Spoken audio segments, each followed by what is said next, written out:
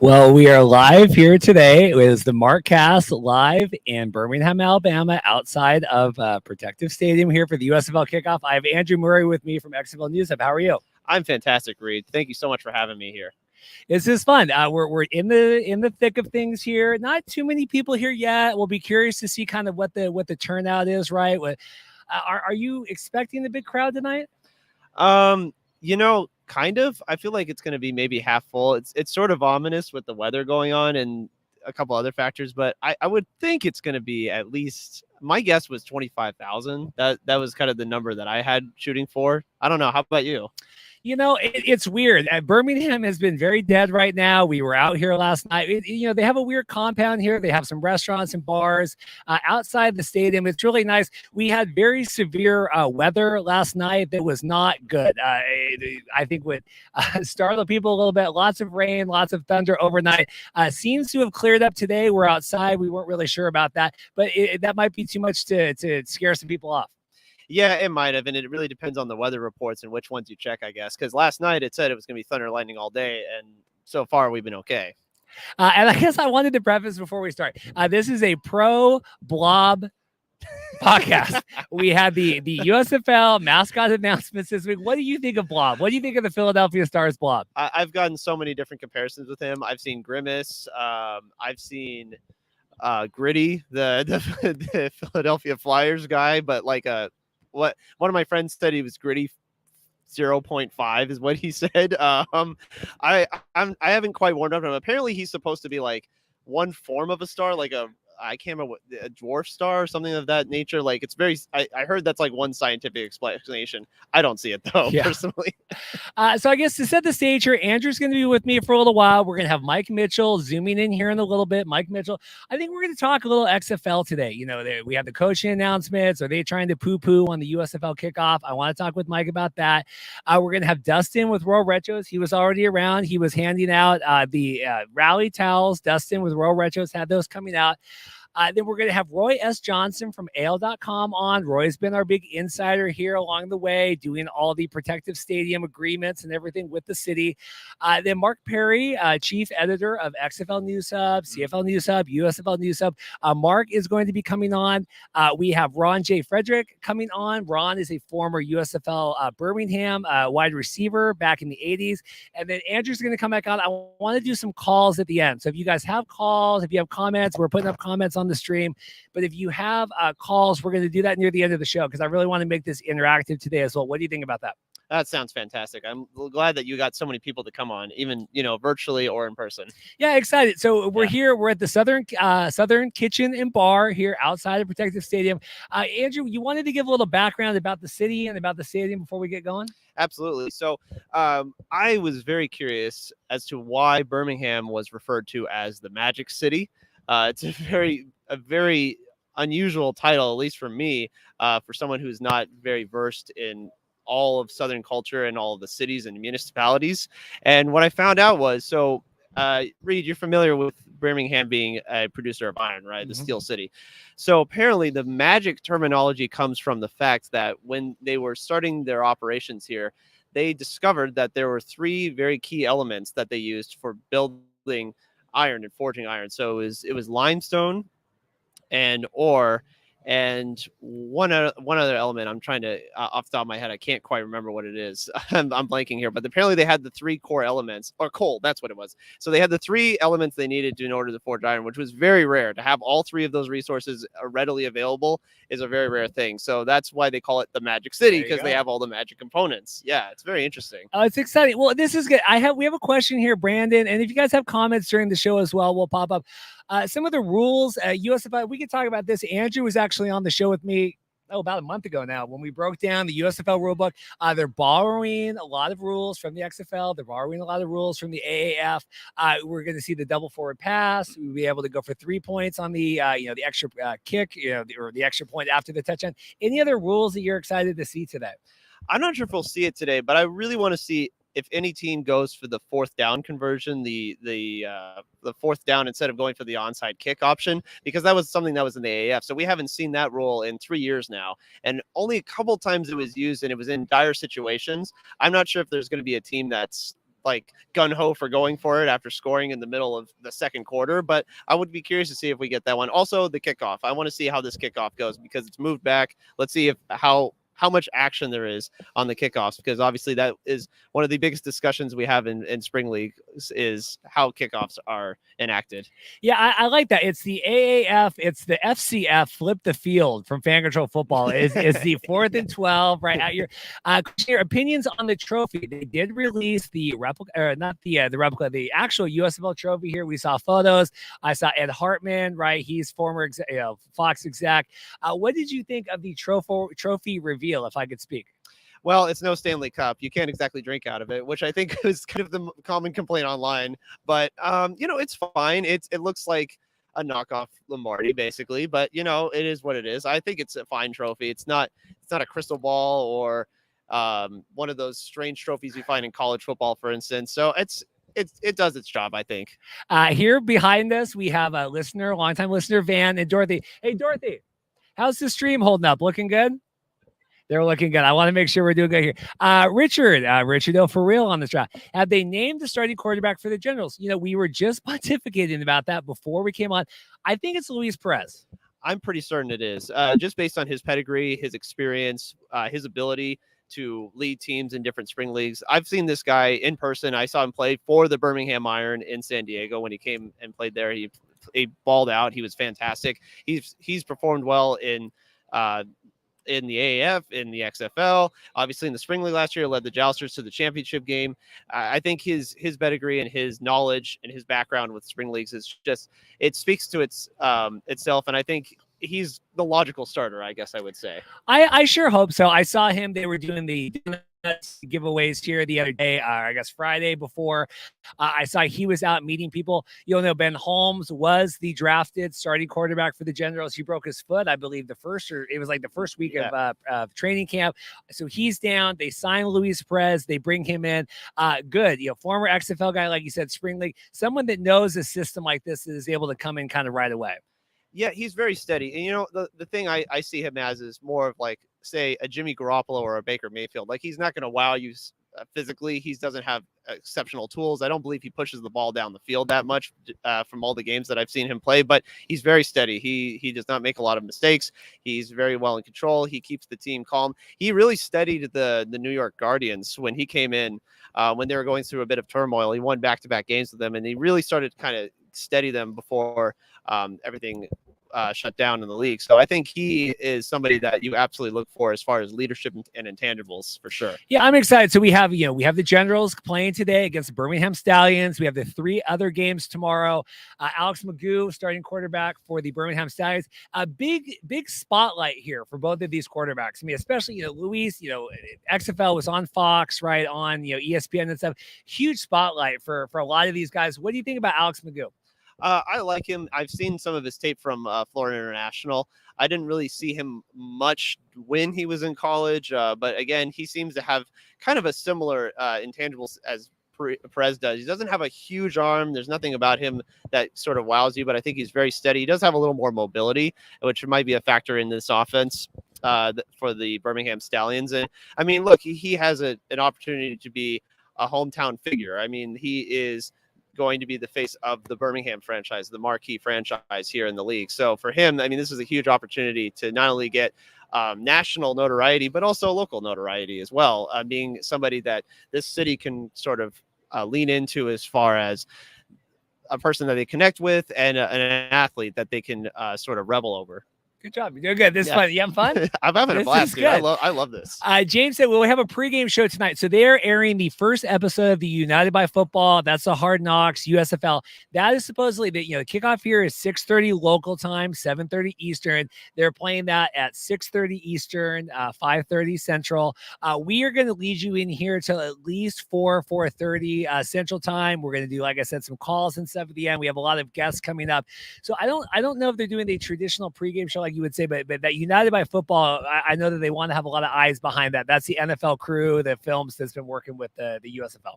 Yeah, so working directly with NFL Films and kind of getting all that documentary footage out there, huge, obviously, as far as the visibility of the league. I have it taped right now, actually, on my DVR, so I'm going to go back and watch it afterwards. But I think that's really cool that they were able to finally get that level of exposure. Whether it's going to be Hard Knocks levels of exposure, or that still remains to be seen. Obviously, that's one of the things that they kept talking about, but we'll see. I think, but obviously, just to have that access to those resources and technology is really huge, and I'm curious to see what their message is or their angle.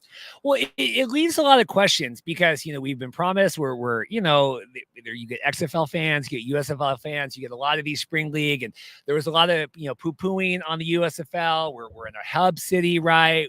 XFL is going to be doing all this behind the scenes access, and we're going to be having this year-long worth of TV shows leading up to the launch. I mean, we're in April here. I haven't seen any of that from the XFL yet. And now we're hearing reports. Mike Mitchell, who's going to be on here in a little bit, is talking. The XFL is contemplating a hub city in Arlington, Dallas area. Now that the USFL is bringing in the NFL Films crew to do Hard Knocks, I struggle to see and whether they were ideas that were borrowed or thought on their own. I just struggle to see what the XFL is going to bring now with a lot of these things replicating what presumably is going to be a successful launch with the USFL. Yeah. So like, what's their ramp up to it, right? Like, what kind of information are we going to get from the outset? And also, just philosophically, it's such a change of pace, right? I mean, the USFL, I understand from the standpoint of Brian Woods, his vision and what he did in the spring league. It was a similar concept: play in a hub city, have teams assigned, but they didn't even have city names assigned originally. But just sort of the slow buildup, as opposed to the XFL, which, I mean, at least the last version we saw, been there, done that. They had all the cities, they had all the communities, they had obviously the Seattle community with the Dragons. They just had kind of a different way of attacking it, and I'm not exactly sure what difference it's going to be with them in the hub city, and what happens through this iteration of the hub city. Like what happens if they see this and it, for whatever reason, maybe it doesn't go as well as they thought it would, and then maybe they start to reconsider it. I'm not sure. I'm not quite sure where they got the idea or borrowed the idea, like you said. It's tough. Like I said, there's been so much criticism, curiosity about this USFL. Will this work? Now, presumably today, like I said, we're, kickoff here, even with the inclement weather and everything else, they've done what they've set out to do. The USFL has done what they've set out to do so far. And a lot of the criticisms, like I said, against the XFL, it didn't really seem to matter, right? So now what is the XFL going to do next year? We have some comments. Jenna, longtime listener, dropped the hammer. We're excited. Van sitting here, walking by the background. It was exciting. I ran into, and hopefully he stops by today, friend of the show, Matt Mangle. We were hanging out last night, walking around Protective Stadium. We're going to have the red end zone and the blue end zone. You've seen the photos and stuff inside. How do you think of them and the dress up they're doing for the stadium here? Well, I like the iconography around the stadium and the imagery that goes with it. That part I really like a lot. It all feels very, lack of a better term, patriotic because of the red, white, and blue, right? But it does feel really nice to have all these colors and all these schemes, kind of the images outside and inside of the stadium. Funny you mentioned your boy Matt Mangle, because actually Reed and I were having our fantasy draft, our writers' fantasy draft, and while he was actually in person hanging out with Matt, I actually ended up drafting Matt Mangle at that time. So I guess I caught you while you weren't looking. Caught me. I know it's exciting. Yeah, Mark's doing the fantasy with the News Hub Fantasy on there. Getting excited. I like, same way I like the CFL fantasy. I like the smaller teams. I think you're able to dig in a little bit better and do it that way. Exciting. We get to know a lot of the players. We're seeing trucks drive up and down right here. Really curious. I saw a tweet come out from USF News. We follow Jack on Twitter. That normally there's 22, I think, broadcast cameras for a Fox game. Today they're going to have 55 cameras here. What do you think about that? We've seen the first downs with the laser technology, right? We're tracking the laser that way. What are you thinking about the additional technology that Fox and NBC is bringing in for the USFL kickoff? I think it's long overdue. And listen, I think this whole laser concept is something that should have been implemented in the NFL, especially with marking first downs. The chains are an archaic method. I cannot believe that they still do that. The fact that they get them to come out and try to do the measures and try to do those one little tiny links to show like a millimeter off of a first down. It's absolutely, it's dinosaur. Like, it's unbelievable they still do that. And I've talked about it. My dad is like one of those guys who has been imploring the NFL to put laser. So it's really cool that they finally are going to be able to do this, and we get to see it in its full form. Dorothy points out, yes, they moved the big football inside the stadium. And James here, yes, we were out here late Thursday night. Your boy Reed had a little bit too much to drink. had a tweet kissing the giant football with my XFL Dragons jersey on, courtesy of Royal Retros. Dustin's going to be coming up on the show as well. Dustin with Royal Retros. Like I said, we have Andrew here. Mike Mitchell's going to be zooming in here momentarily. We're going to talk with Mike. Got Mark Perry coming by, Roy S. Johnson, Ron Frederick, and then we're going to be taking some calls here at the end as well. Other excitement for the weekend. You're staying through Sunday. We have to fly back. Dorothy's teacher. What are you looking forward to with Sunday's games? Well, it being a triple header, obviously that's a gauntlet. There's a lot of games. I have to figure out exactly what the policy is as far as me really go into the games, and then if I can like step out for a second because I might need like a breather. Don't get me wrong, I love football as much as the next guy, but I also need to be able to, get some fresh air, which is because we're on an outdoor stadium. But you know what I mean. To be able to live a little bit. 9 hours of football is a lot. I feel bad for the broadcast guys. I feel bad for the officials. I feel bad for Mike Pereira. I mean, that's a ton of work going in. Triple header on Sunday. We're going to get Friday games coming up. Won't all be those triple headers and doubles, but it is certainly fascinating. One ticket gets you in all day. You can come tomorrow or Sunday morning and be here all day watching football.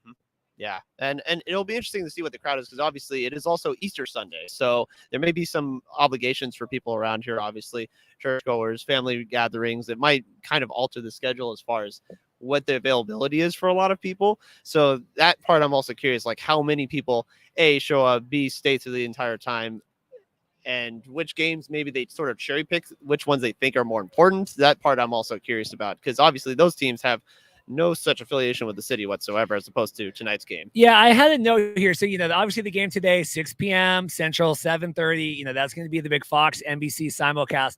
But then tomorrow we have the noon Eastern kickoff. That's on NBC Peacock. That's good. But then as we get later in the day, right, you have Stars Breakers. That's going to be on USA at 4 Eastern. And then Sunday night, you have that FS1 Bandit Maulers. That could be a scary time slot there. I expect good viewership today, but that could be scary as we get towards Sunday night. What is your prognostication for total viewership for today's game only combined with both stations? Well, I think we were taking guesses beforehand.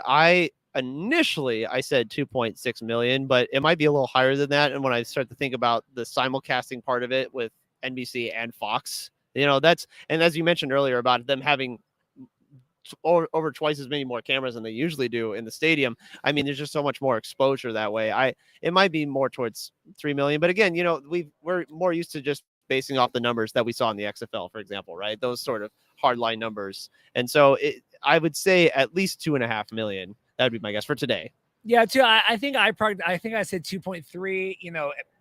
I think it's going to be a lot higher. I've seen more tweets and information come out from this in the last couple of weeks in terms of, the visibility that doing the first down marker has gotten on local news and on national right now. We have Sheffield talking about it. We have Colin Cowherd talking about it. We have a wonderful plane flying over in the flight path here, but there's been a lot of Fox synergy here leading up to this. Like I said, I'm scared for the games tomorrow, but I'll be curious to see how high the one is today. We have a comment here. Yeah, James, we're hot spotting. I think we're good on the audio now. Might be cutting in a little bit, but I think we'll be okay. James has a question. Are the cheerleaders going to be neutral for all the games? Are they specific? I saw cheerleaders walking around taking photos. I have to imagine they're just league cheerleaders. I think so. I don't think there's any specific team affiliations, at least not that I've heard of. Yeah, it is one of those things we're going to be building on the in-stadium energy, right? Hyping the crowd up that way. I just can't imagine that we're individualizing 8 teams, 8 sets of cheerleaders that way. Mm-hmm. Yeah, just kind of like a general flavor for everyone, right? But they had that camp for the cheerleaders. It was like 2 weeks ago, right? Like it was actually very recent, if I remember. So the fact that they got everyone come in and be able to do their jobs is actually impressive, because I felt like that memo went out quite late compared to even just the players getting invited here. We have a question here. McGarvey. Hey guys, first time USFL fan. Who will be some of the best players in the league in your opinion? Well, if you see, I have my gifted from friend of the show, Brian Scott. Brian Scott's going to be playing tomorrow for the Stars. Excited for Brian, excited for Matt, excited for a lot of the Stars that way. Do you have, who's your team of choice? Because like I said, the Stars, I'm riding or die with them. Yeah, so the Bandits are a big one for me. And look, I know it's probably cliche to say this, but Jordan Ta'amo, at least compared to most of my friends who've talked about him, it's somebody that I really look forward to seeing, especially in Todd Haley's offense. I think he has a wonderful opportunity to show why he was one of the best quarterbacks in the XFL and be able to just get more extensive playing time. And I think maybe even unleash some of his skill set. You have to remember, he's also still very young. I think he was just 22 years old when he was in the XFL. So he's still developing as a player. He's someone that I really look forward to. Some players in tonight, actually, I look forward to. Another guy that I'm haven't seen in a while. His name is Tony Brooks James. He's a running back that actually went to my school. Very shifty, very fast, quick out on the angle. He gets to the sideline really quickly. He's someone that I really look forward to. Mike Riley's offense is something that I look forward to being executed. Victor Bolden Jr. is actually a player that used to be at Oregon State that's on his team. There's a lot of skill position players. To be honest, for me, it's just a matter of who's getting the play time, who's getting the snaps, and who's getting the exposure. That part we still are figuring out. There's guys yesterday, I thought Artavius Lynn was going to be part of the league, and he got sent to the practice squad yesterday. So, it's sort of just trying to figure out, honestly, the most honest answer is we have to find out who's playing. But those are the guys that I think about first, as far as who I think should make an impact.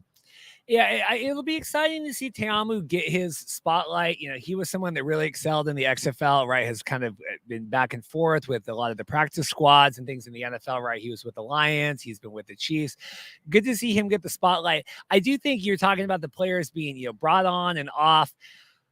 I was talking with one of the coaches yesterday. They're staying at the hotel that we're at. I mean, it's been a grind. It's been, 3 weeks here of training camp, a lot of practice, every day, and not a lot of time off. We were talking with players last night, not necessarily knowing their schedules until the day before. A lot of, stress that way, not knowing. They're really trying to pack in a lot here, getting ready for the kickoff. But, I don't know. They set that timeline. So I have a hard time, with the league and when they try to like preface that, right, and say, well, we're on the short timeline. They created that timeline. I mean, they wanted to, cost less money to keep players in training camp for 3 weeks than it does, month and a half. Yeah, no, absolutely. And, building that chemistry, it just doesn't happen in camp. It also happens on the field. And when they actually get to be able to play the games, then maybe that's when coaches will actually be able to realize in the fullest form who is going to be able to step up and actually make those plays. But, it's all just built on hype at the moment. Like guys like, for example, Kyle Slaughter for the New Orleans Breakers. He's another guy that I hear a lot about. I'm sure he'll do fine, but I'm not sure yet. Like, again, I have to see it in action to really know. Jenna wants to know, who do you think is the best mascot? Well, I'm a blob guy. I like Dave the Wave. I like the Breakers guy, the mascot that way too. I think they're good. I will say, as much criticism as people have had about me with the USFL, what I wanted to say, I think that they've knocked it out of the park. I think all the mascots are funny. I think they look good. I think the names are good. What do you think, Andrew? Yeah, some of them look like characters. For example, like the one for the Pittsburgh Maulers, he looks like he's from Bob the Builder. Like he looks like a character straight out of that show. The Tampa Bay Bandits one, he's cool. I do think there was a point made though that like he could, because of his bandana, it looks like he possibly scare little children possibly, because he doesn't look the most friendliest of the mascots. And Dave the Wave, man, look, I don't know. I'm having part of me loves it, and part of me is just looking at him like he's toothpaste. Like like he's a tube of toothpaste. I don't know. That's a strange one to me. But yeah.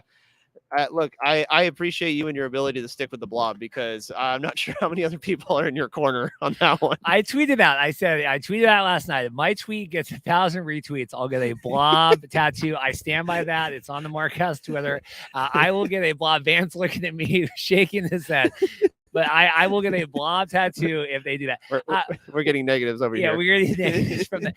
Here's an interesting question. Dan Essex wants to know, do you think the NFL wants a USFL to succeed? We've seen some comments, right? DJ afterward, no, NFL doesn't want any league to succeed. NFL tweeted out today, good luck on the USFL kickoff. I mean, I feel like they very much want them to succeed. I think they absolutely do, Reed. And here's the reason why. Look, no one's going to compete with the NFL as far as time slot or as far as notoriety, money, all that they have established themselves as the premier brand. That being said, having these leagues around is important because it helps with player development. I mean, look, the fact that they have the USFL around, they have the XFL around, they have these other leagues that can build and develop players, that creates more competition for when those players eventually do try to make their jump to the NFL. Because guess what? It's better for their product because they are competing with those guys at the bottom of the roster. This means that the guys from, for example, like roster spots 48 to 53 on an NFL roster are just more that higher quality because you have guys who have been grinding and competing and trying to get to those spots, as opposed to maybe some kid from a college that may be talented, but maybe doesn't put in as much work or doesn't have quite the same skill set that some of these other guys have that who've been working on it for so long. So this is absolutely something that helps their product. It doesn't hurt it in any way, shape, or form. Jenna says, as long as they're winning, everyone will respect the Blob. Well, because it was like the Blob, it was Astro. Like, you really need to lean in with that. If we're having the horrific looking mascot. We had another question here. Scrolling back up. Talking about Moose Johnson and his, where are we going? Oh, here we go. Yeah, what do we think of Moose Johnson's comments about the league on the herd yesterday, talking about the fact that a lot of these guys could actually NFL play? I totally agree. What was more interesting to me about the Moose Johnson comments as of late are that the goal of the USFL is to make it to a year 2.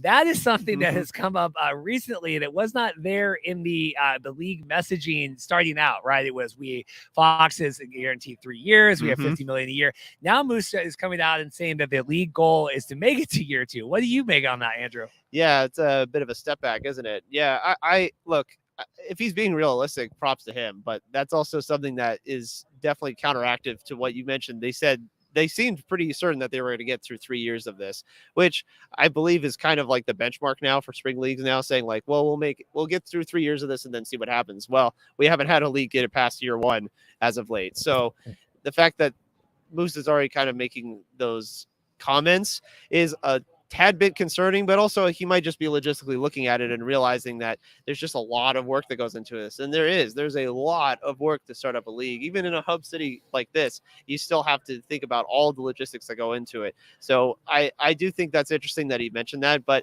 again, I don't imagine a lot of people caught those original comments because that was months ago. And that only people that I think really caught on to that were people who were hardcore looking into the USFL at that time, like you and I, for example. So I don't know if if anyone will remember that, but it is interesting. We have a comment here. How's the weather tonight? I hope it does great. Horrendous weather last night. Has cleared up today. We didn't know if we were going to be inside or out. We're outside here at the Southern Kitchen and Bar outside of Protective Stadium. We have Andrew on. I see our next guest is standing by here, so we might see if Dorothy can go over and help grab them. We are waiting for a zoom in from Mike Mitchell. I think Mike Mitchell might be getting prepared. So we're going to bring in another one of our live on air talent here, I guess, on location, and then we'll do a Zoom later. So whenever Van stops talking to him, we're going to bring him in. Andrew, we're going to bring you back in a little bit. I think you should stick around here as we're seeing the Zoom schedule and how that's going. But we're going to bring in Dustin from Royal Retros here coming up. Again, we are live for the USFL Kickoff, taking comments from everybody. We're at the Southern Kitchen Restaurant and Bar. Why don't we bring Dustin in? Andrew, thank you so much for your time. We'll bring him in here, and we'll talk about Dustin if you come on this side here. We have everyone watching. We have Dustin, the man with Royal Retros. I had my hat on, but Dorothy said, oh, you don't need that right now. Dorothy said, I need to wear my XFL Markcast hat, but Dustin's the man behind the Royal Retro stuff. How are you doing today? I'm good. It's fun to be out here. A lot of people are excited. So we have your rally towel that you made for the game. Yeah. Talk about how did you get in? You do a lot of the throwback leagues, right? XFL, we did the USFL. What got you involved in all this? Originally, I was in college. I was going to Ross and Marshalls and stuff, grabbing old jerseys and reselling them, just for extra money. And people started just asking for these old teams. Can you get this? Can you find it? And I couldn't, so I started getting them made, and it just kind of blew up from there. But do you do it a love for the love of the game as well, right? For a love of these old leagues? I love history, especially sports history. So Steve Young, I was a little before my time, but I'm a huge Niners fan. So Steve Young, watching the old games. I've watched most of the LA Express games, most of the USFL games on YouTube. It's just bringing back names, players and teams that people kind of forgot over time, and it's great to bring them back.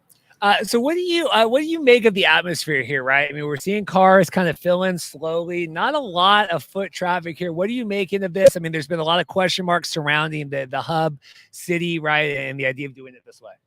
Well, up in the parking lot, there are people tailgating. So they're having a good time, but it is going to rain. So we'll see how that goes. I think it's a good start for the first year. I don't think it's really sustainable over like multiple seasons, especially with the XFL. Depending on if they're going to do a hub or not, but I get the business model, so it doesn't end up, like the AAF or something where they can't make it through the season. So this is a nice city. Downtown is, it's really clean, really nice. People are friendly. So I think this is a good spot. Are you tracking any of the players yourself? Any guys that stand out either from the games today or just the league in general right now? I did like Jordan. I'm not even sure you said Tamu, yeah, from the XFL. And Perez too. I know he just joined the league, but I followed him too on the he was out in Birmingham. He was with the Iron, and then he was with the New York Guardians. Yeah. So those are some of the players I've been following, but a lot of it, it's a lot of guys are just getting kind of their first chance coming out of the spring league and stuff. So I was excited to see. Do you enjoy Bill has a question? Bill, the starting lineups, USFL tweeted out a little bit of that. I'm waiting for, we have a lot of questions about that as well regarding fantasy and lineups and being able to set that. Something that the USFL, I think, tweeted out, but maybe could do a better job emailing out. Dustin, do you enjoy like all this banter with all the alt football people on Twitter, on everything else, or you think it's a little too much sometimes? I want to know where you land on this. I enjoy it because it's good to just bring any publicity to these leagues. I try to stay out of it because I have my business, so I don't want to anger people, jump on it on pick size. But I think it's good, at least just, any publicity is good publicity, as they say.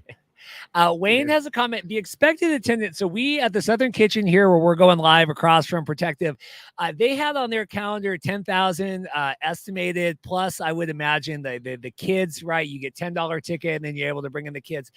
They get a calendar here for a lot of the BJCC events that are going on. Mike Epps has a comedy tour tonight here, a show down the street. I think they had estimated 6,000 for that. So they're expecting a lot of people in the area, but from them. Now the manager here, Matthew, it says that's not always you can believe that, right? That they kind of give them an estimated just so they can figure out the staffing here they need to have. But we're 2:30 here. It's pretty slow right here. I mean, what do you think about what's going on? It's definitely not an NFL game. I'm thinking the weather might have something to do with just local people that could come to any game. Probably might not pick today. But at least the people that are here seem excited, really knowledgeable about football. I've been meeting a lot of people. Just walking up and down tailgates into the bars. So it's probably going to be a small crowd, but everybody's pretty excited about it. James, he believes that the individual teams' Twitters have tweeted out these starting lineups. So that's good to know. It's again, we're Fox Sports, right? We're partnering with NBC, but we're still kind of on a shoestring budget sometimes when it comes to like media relations and things like that. What has it been as someone that was with the USFL, doing the jerseys already, right? Then find out they're coming and doing a revamp, right? A relaunch, whatever we want to call it. What did you make of all this when you heard it was coming back? Originally I was really excited as I am now, just to see these logos and teams back in action, because I didn't get to see them originally. I've only seen old film. I really did want to be a part of the league, but fortunately, like you said, Fox is a little bit on a shoestring budget. They're a little bit greedy, so we didn't come to an agreement, but that's okay. Yeah, so talk to me about that. So they were talking to you about potentially doing some of the merchandising, right? Because you obviously were doing the throwbacks and the other jerseys before Fox got involved in this. We negotiated for a month or so, and it really came down to they wanted us to sell less merchandise so that they could sell more. They wanted us to give 10% of everything we did sell to them, and if not, they were threatening to sue us. So that's where we're at. I said, go ahead and sue me, and we'll see what happens. So remains to be seen. It'll be curious. We had obviously on Thursday came out that the real USFL lawsuit, they were trying to go for the preliminary injunction, right, against the USFL kicking off this weekend. The judge denied that. I imagine they'll settle at some point. Did you have any thoughts on any of that about the Steve Earhart and guys and company trying to kind of throw water at this party here? No, I did talk to Steve, and I mean that was really when I ended negotiations with Fox. Is they said you need to come on board with us and help us fight against the original league, or we'll sue you too. And I mean, I respect the original league more than anything. I want this to succeed. I want, I love spring football. I love football in general. I know these players need a shot, another shot at the NFL, but I'm not going to go against the original league because that's our customers. That's the people that we're going to support the original league. So that was really the ending point for me, was when they said that.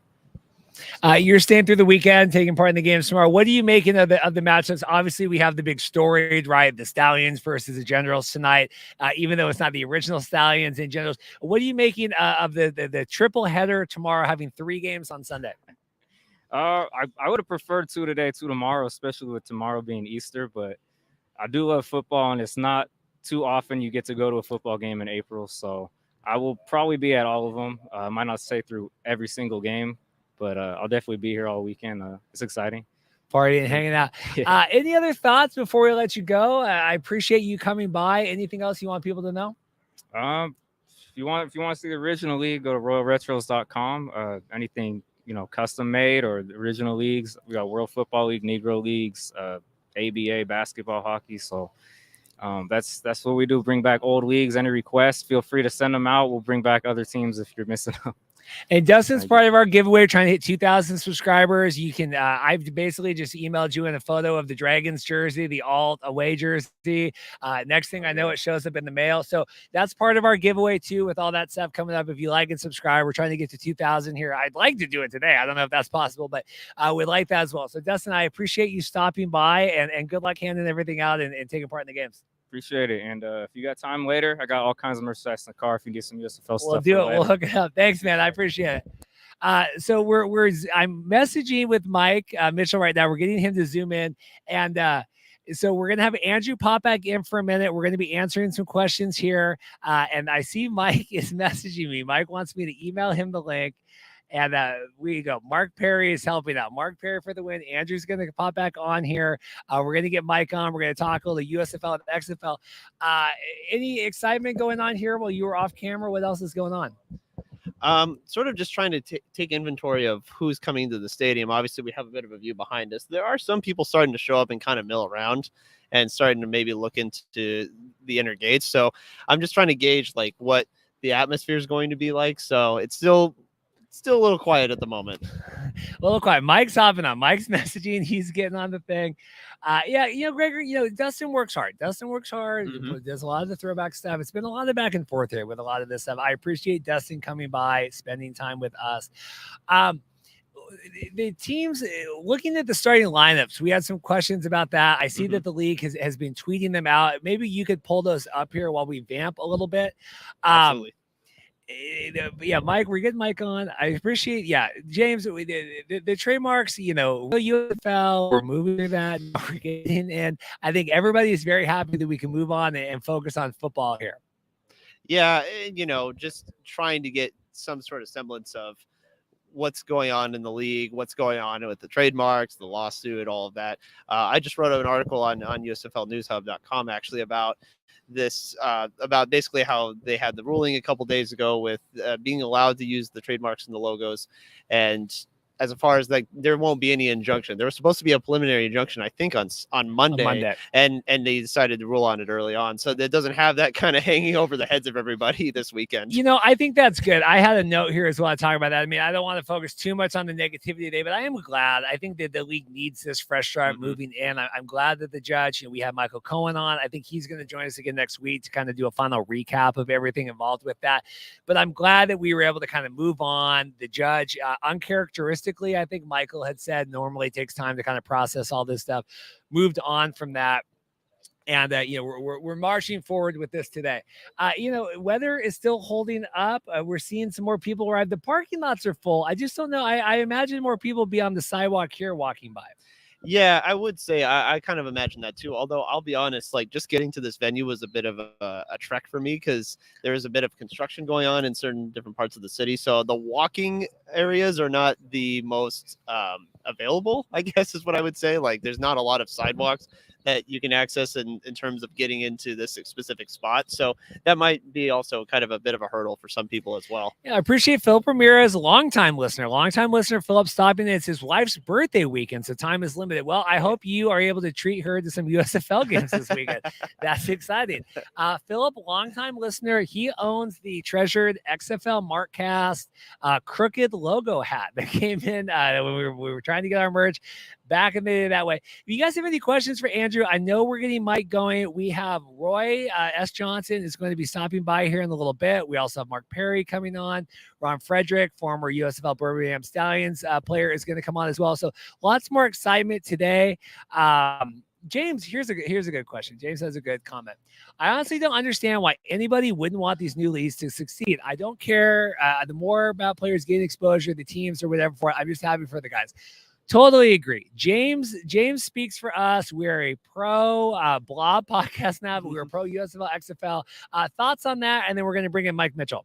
I 100% agree. And that's why I'm here in the first place. That's why we're here in the first place. We want to see these guys perform, succeed, compete, be able to just have another chance to be able to kind of continue their careers and be able to do what they want to, as opposed to having to go in a different field. You know, they don't have to say, oh, well, I guess I'll go sell insurance now because I'm not going to be able to get on a roster, even on a practice squad. So absolutely. And it's just, you know, we don't want the rug to be pulled out from underneath them. You know, we've seen it. We've lived it. We've gone through this a couple of different times. We just don't want to see them suddenly lose their opportunities unannounced. Like, that's just the last thing we want. All right, I'm going to take your mic. Why don't you get your headphones on? We're going to bring in Mike here. Mike Mitchell. It's stressing me out with the stream. How are you doing, Mike? Welcome to the show. Thank you for having me on, guys. You guys are doing a great job. I apologize for a little bit of the delay there, but here we are. It's good. If people have questions for Mike while Mike is on, feel free to put them in the chat. I'll pop them up on here. Mike, what are you making of all of this shenanigans going on in Birmingham this weekend? I love it. I mean, to me, this is like football heaven right now. I mean, you have the NFL draft upcoming. You got all the craziness with the XFL that's on board. And then the USFL is here. Spring Pro Football is back. So this is just amazing. You know, it's this is everything you want. And, you know, it's pretty awesome that, you know, entities like Fox are actually making this type of commitment, you know, putting their resources in to try to make Spring Pro Football work. You got to tip your hat to them. They're taking the approach where they want to get to year 2. That's why they're doing a hub setting. So I'm happy that these major entities are putting in the effort and the work to make these leagues possible. And it's just amazing for football players, coaches, fans, journalists, everybody. And so for someone like me, who was a 6-year-old kid who used to do mock drafts, 12 rounds back then, who was obsessed with college football, and the players that are undrafted or, you know, just don't make it into the NFL, this is a dream come true. And I'm an original USFL guy, so it's kind of strange, surreal that there's the USFL's back so many moons later. We have a comment here. James, Mike wants you to know, not a question, but thank you, Mr. Mitchell, for your accurate reporting and great articles. You must have some great sources. Thank you. You know, it's hard, you know, because as a journalist and a fan, you get a lot of information that sometimes is off the record, and you so badly want to share it. You want to tell somebody what you know. And then sometimes when you do tell people what you do know, they're like, oh, come on, really? Orlando, San Antonio, you know, Rod Woodson's going to coach in the XFL. Come on, you know, so it's just funny how that all works out, but I appreciate it. You know, I try very hard, even in my articles that I write. Sometimes when I can't reveal everything, I'll drop some Easter eggs. So if you look through my article, like my last article on the head coaches, there's a lot of stuff in there that's kind of hidden in the wording there. So try not to get myself in trouble, but it's fun to cover these leagues. Read guys like you, Andy, Mark Perry, shout out to him. You know, you contribute a lot of your time and money to travel all over the world. You were at the Grey Cup, Reed, and here you are in Birmingham. Hopefully, we'll see where you are when the XFL kicks off a week after the Super Bowl. Maybe you'll be in Arlington. I don't know. Hopefully, St. Louis. So just a tip of the hat to everyone who supports these leagues. And the reason why we do is because of the players and coaches, and we love football. So I want to talk, and we'll get Andrew give a question here too.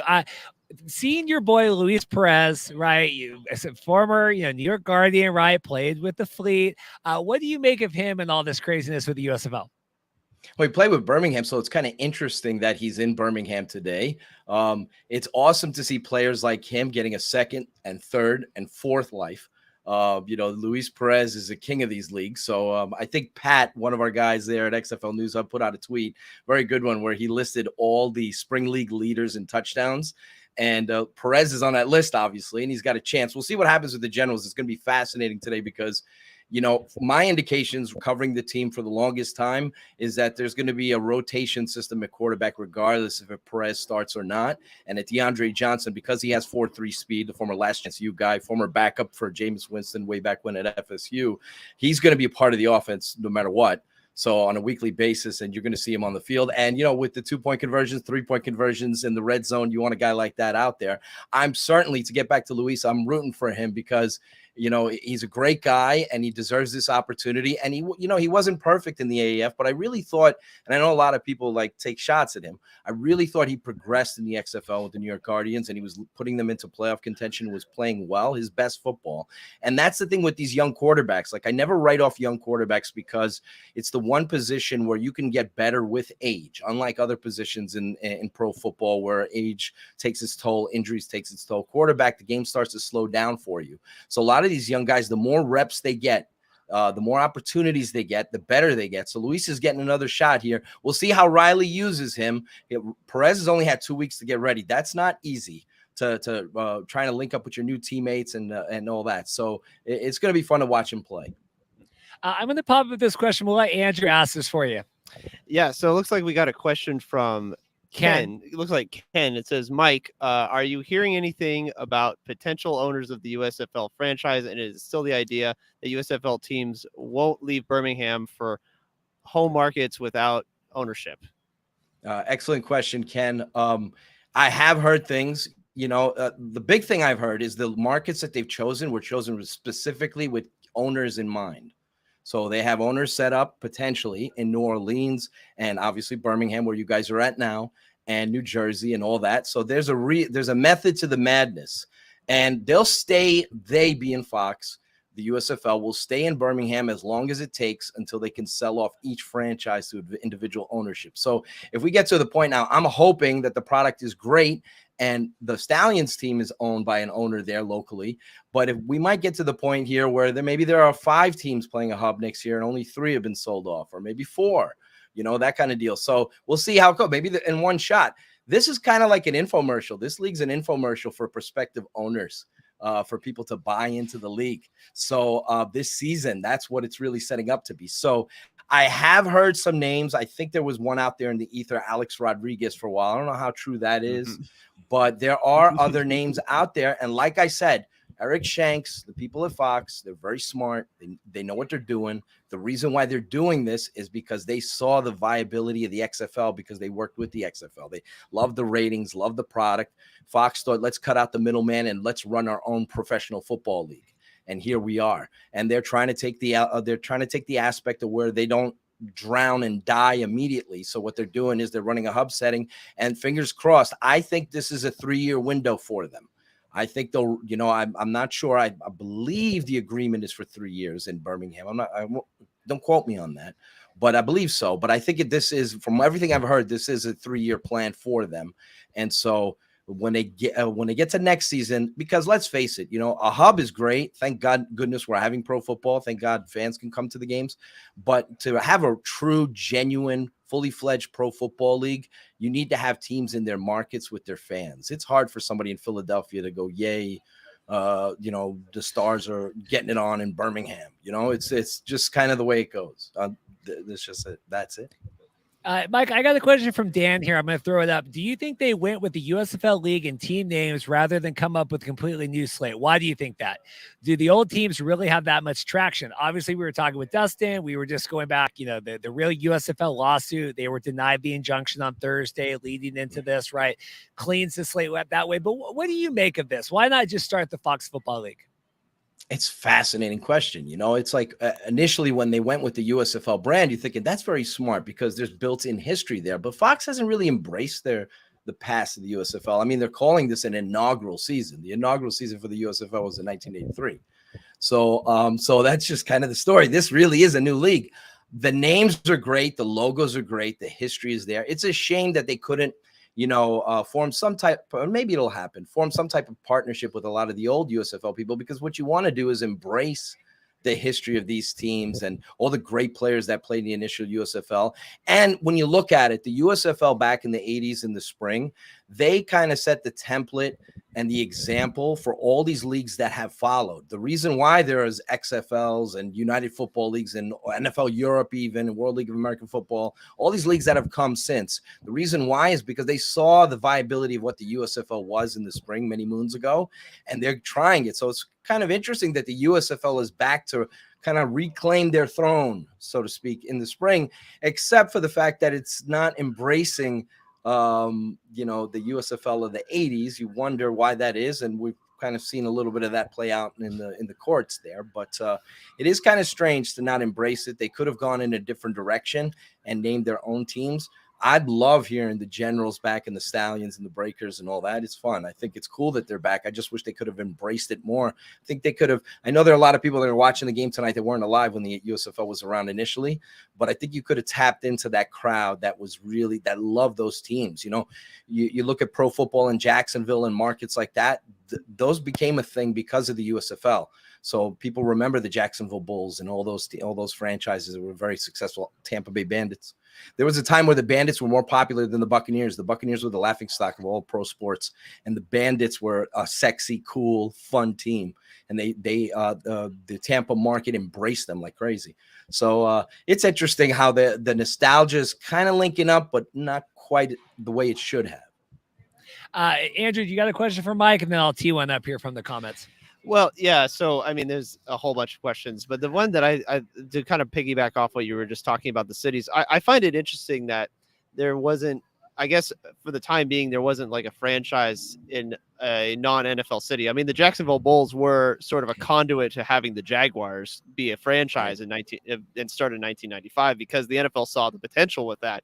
And I'm curious, do you think the USFL at any point is going to start doing that as far as like experimenting in some of these non-NFL markets, or do you think they're going to try and keep it status quo and stay where there's already pre-established football fans? That's a great question, Andrew. I think personally, from what I know, the markets that they chose for a specific reason. Because if you and I, or maybe I'll speak for myself, if I was running this league, I would, because you're playing in a hub anyway, I would have chosen team names with St. Louis and San Antonio because, hey, you're playing in Birmingham anyway. And so what? We don't have owners lined up in St. Louis and San Antonio yet. No one's shown interest yet. We'll cross that bridge when we get there. Well, obviously, Fox is not taking that approach. They're not doing we'll see what happens later. Maybe we can rope in an owner. They chose New Orleans and these markets for a specific reason because they feel that they have ownership groups that have interest in purchasing those teams and running those franchises in their markets. And the reason why that's important is Fox is not ready to bleed money and fully fund 8 teams and 8 separate markets and all that. So this is why we're having a hub now. So if they can get owners to pick up, let's put it frankly, to pick up the paycheck, in each market, I have an owner come in, you pay all your players, you take care of the facilities, you take care of the venues, you take care of all that stuff.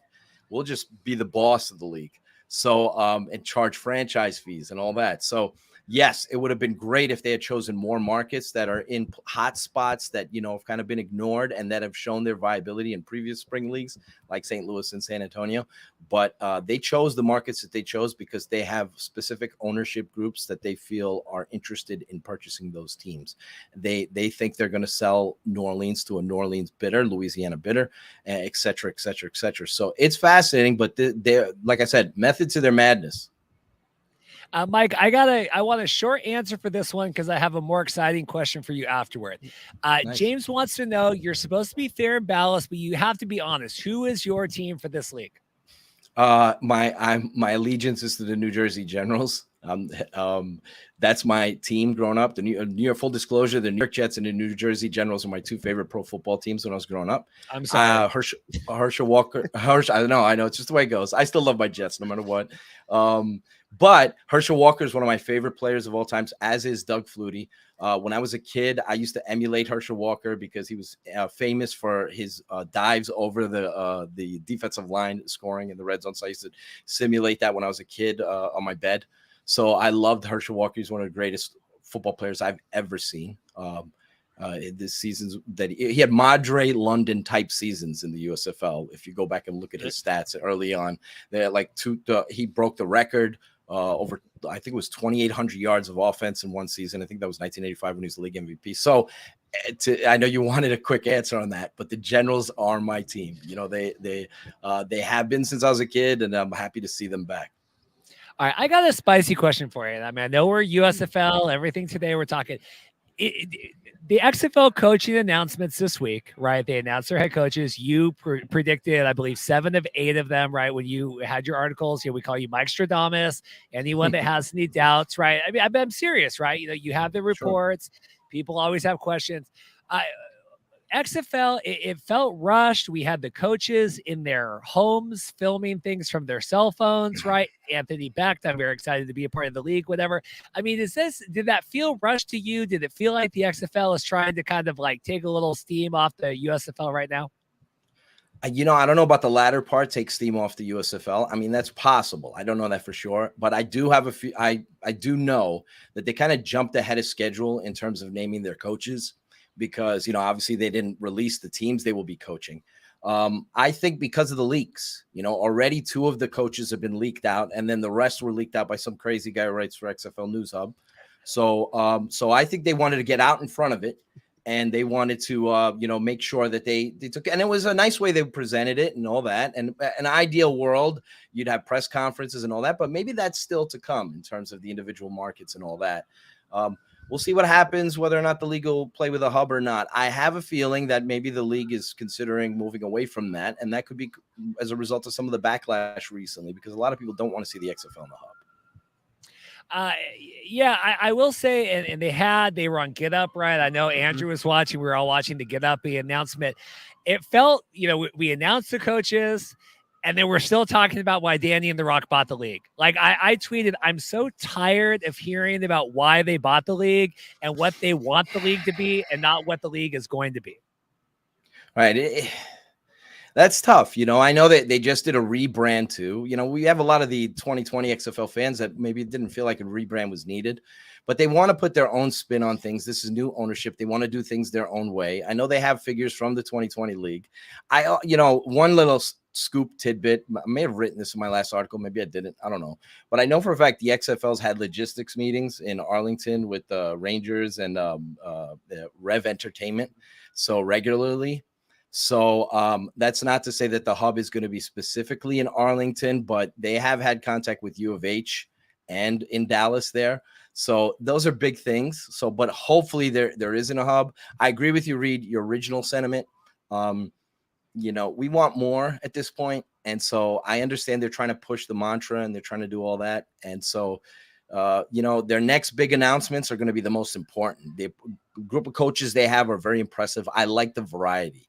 It's not just a bunch of legacy veteran coaches that have been out of work for 4 or 5 years, you know, they can't get a job anywhere else. It's a nice group of like young, fresh coaches, very like innovative, the Deion Sanders-esque kind of former players turned recent coaches, CEO figures. We just need to find out where these teams are going to be playing, what the league structure is going to be, and then ultimately the big news, the broadcast deal. You know, I found it fascinating that Moose, one of the big things, Moose Johnson, you know, he kind of threw some shade at the XFL, saying that the XFL wouldn't be able to compete with their exposure package. It's hard to deny how great the USFL's package is. It's reminiscent of what the XFL had 2 years ago, because they're on Fox, they're on NBC, Peacock, et cetera, FS1, whatever. So, yeah, so can the XFL, you know, make the deal or finalize the deal that's going to be comparable to what the USFL has? There's doubt towards that. But we'll see what happens. Obviously, the 3-letter network that everybody figures they're going to work with is ABC with ESPN. That's the wishful thinking. And you would, you know, there's some, if you read the tea leaves, there's some hints of that. But we'll see. We'll see how things pan out with that. But it's frustrating for XFL fans. But we are getting a lot more than we got the last year or so. At least we do have coaches. At least we do have, you know, the announcements. We got June will be the start of summer showcases. This whole summer, they're going to run summer showcases. So the football stuff is coming. But the big stuff that everybody wants to know, where they're playing, what teams are going to be in the league, and what channel or avenues, streaming services of the XFL is going to be on. That's what everybody needs to know. That's going to be the game changer, that last part. I'm going to let Andrew ask you a question. I got one more, and then we'll kick you off because I see our backlog of on location guests here are piling up. But I could talk to you for 3 hours. No, you're good. We're gonna let Andrew ask. I got one follow up, and then we'll get you out of here.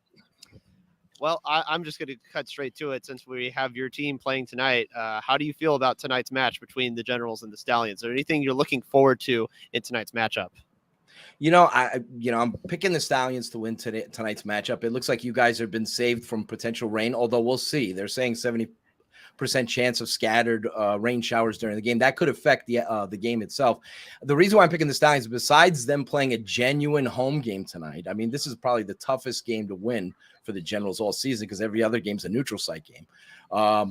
I feel like the Stallions have a coaching advantage. I respect Mike Riley heavily, but he has 2 coordinators that don't have a lot of experience, and they don't match up in terms of Chris Dishman as first-time defensive coordinator, Steve Smith, who's been a coordinator for a little bit with the Dragons and what have you, offensive line coach as well. They're matching up against Skip Holtz, who's his offensive coordinator and quarterbacks coach, and John Chavis, who's one of the best all-time college defensive coordinators, who's extremely aggressive. So because Perez has only been in camp for 2 weeks, DeAndre Johnson does not have a lot of experience. The Generals have a lot of talent, but this is a tough spot for them. They're really on the road on this one. And so I feel like I was initially thought it would be low scoring. If the rain isn't a huge factor, we could see some more scoring, but I'd have to favor the Stallions in this one to come out on top. I mean, it would be a heck of a job by the Generals to spoil the Stallions debut in front of their home crowd, but we'll see if they can pull it off. But I favor the Stallions today. I got one final XFL question. I'm going to round at USFL just because this is taking the place of our normal episode this week, right? Where we will be talking USFL, XFL, CFL, and everything else. A lot was made of the reduced timeline with the USFL, right? Okay, we didn't know anything until about 2 months out, right? Then we're getting all these things. We're getting training camps. A lot's been made. Meanwhile, the XFL has promised this year-long ramp up. We're going to have behind-the-scenes access. We're going to have all these things, right, which United by Football seems to be doing tonight for the USFL. I mean, Mike, it's April 16th. Where are these TV shows we're getting from the XFL? That's a very good point. I do know this. I do know that the XFL is going to be doing their production in-house. So there's a lot of money and resources been spent on that. So I have heard a lot of birdies have been chirping in my ear about what they're going to be doing with that. The question is, when will they start that? Is that going to be something that starts in June, or is that going to be something because they could start filming now if they haven't been already in terms of their meetings with the coaches they hired and everything else. The question is, when do they launch their documentary show? It's not going to be the type of show where it's 1 hour before the kickoff of a game. It's actually going to be something that's going to be 2 or 3 months leading in. So you'll see the draft process. You'll see behind the scenes, the coaching hires. You'll see Dwayne Johnson, Danny Garcia being followed along here.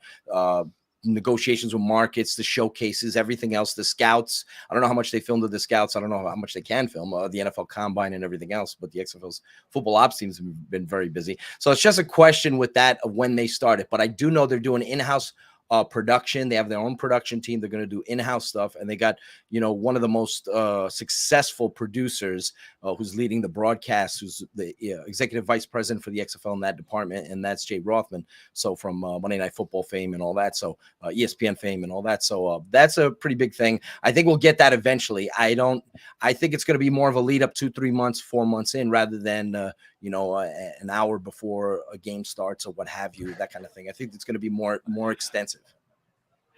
All right, I want your ratings prediction. We're going to kick out Andrew. We're going to bring in our next guest, Roy. So let's get your ratings prediction. Great job, Andrew. Tonight. Yeah, very good. We're going to move it. Andrew will be back in a little bit. We're going to get Roy S. Johnson here. Mike, what are your TV ratings predictions for the game tonight? I love it. Smart move by Fox, having it simulcast. It's cool that they can play off the fact that there hasn't been a game simulcast in ages. And now you can also use that to amp up the viewership totals, which I think is very smart. So as far as an actual prediction, I don't know if they'll top the 3.4 million that the that Tampa and New York did in the XFL in week 1 Sunday afternoon on Fox. That was the highest rated non-NFL pro football game since week 6 of the original XFL. I've been wavering on this. Initially, I thought it would be about 2.5 million.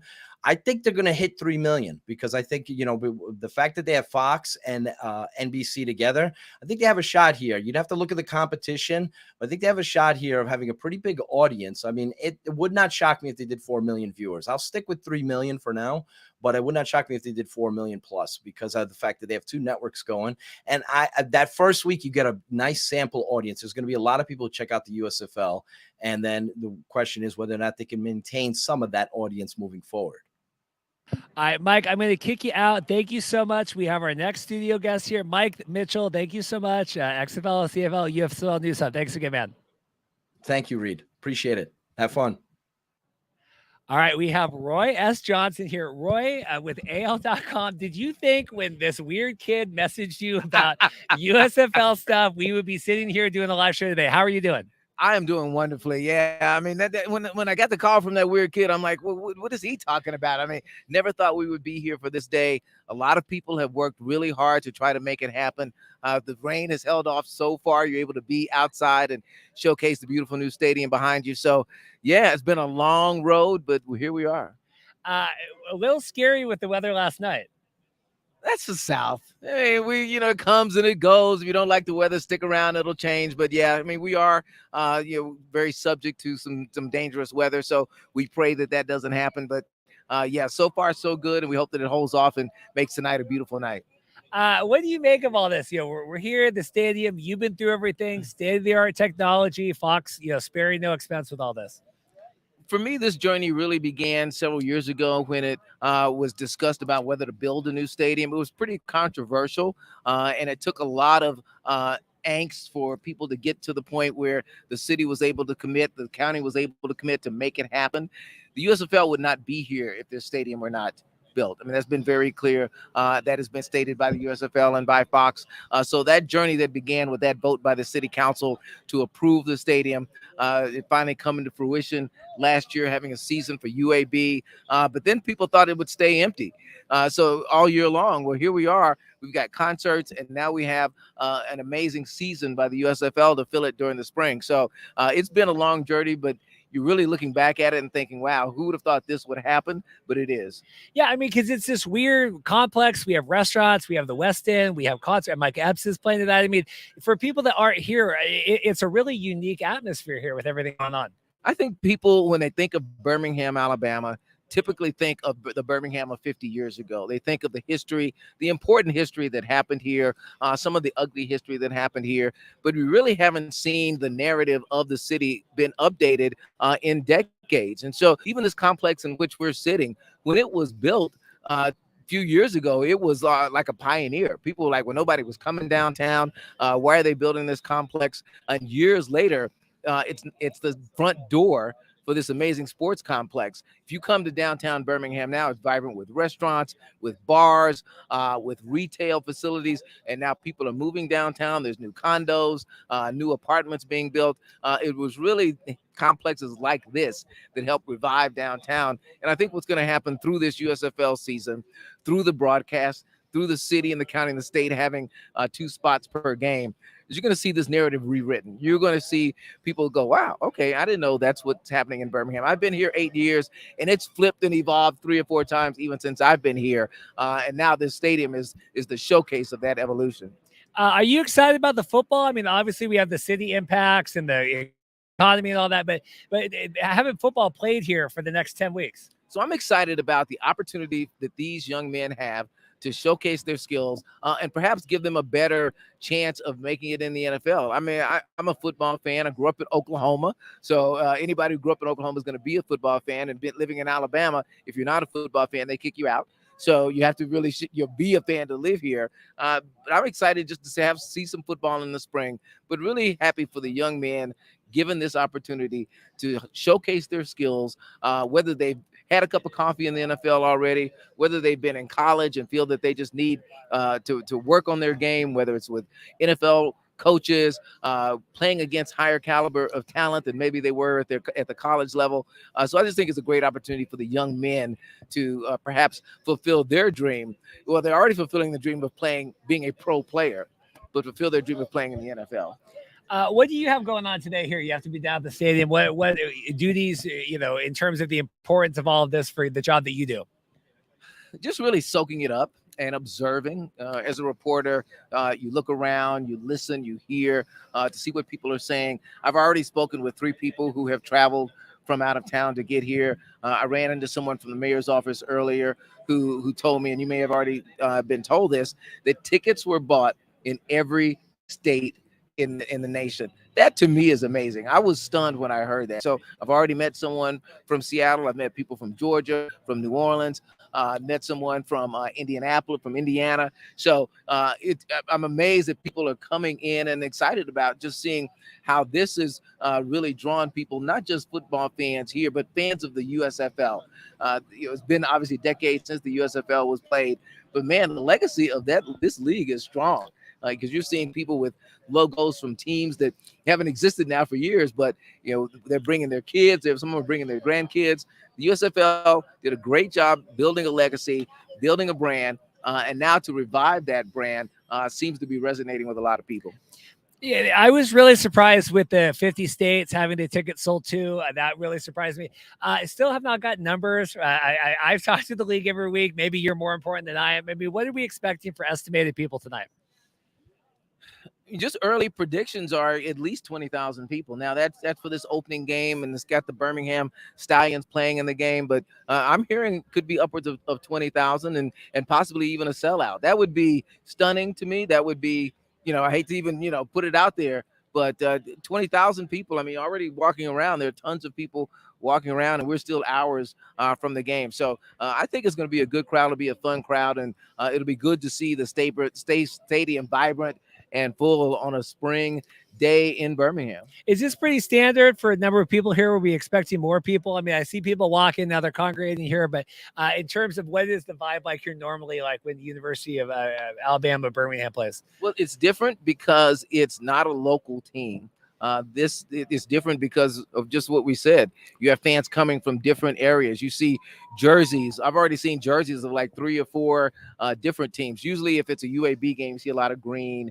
Or if it's another college, you see their logos. If it's a soccer game, you see a lot of Legion jerseys. But so you're really seeing an amalgam of a lot of fans from a lot of different places. Certainly, you'll see a lot of Stallions jerseys. But this is a little bit atypical just because there's no one vibe. It's really the vibe about the USFL. It's about football in the spring and people having an opportunity for $10 a ticket to just come see what you hope is some pretty good football players.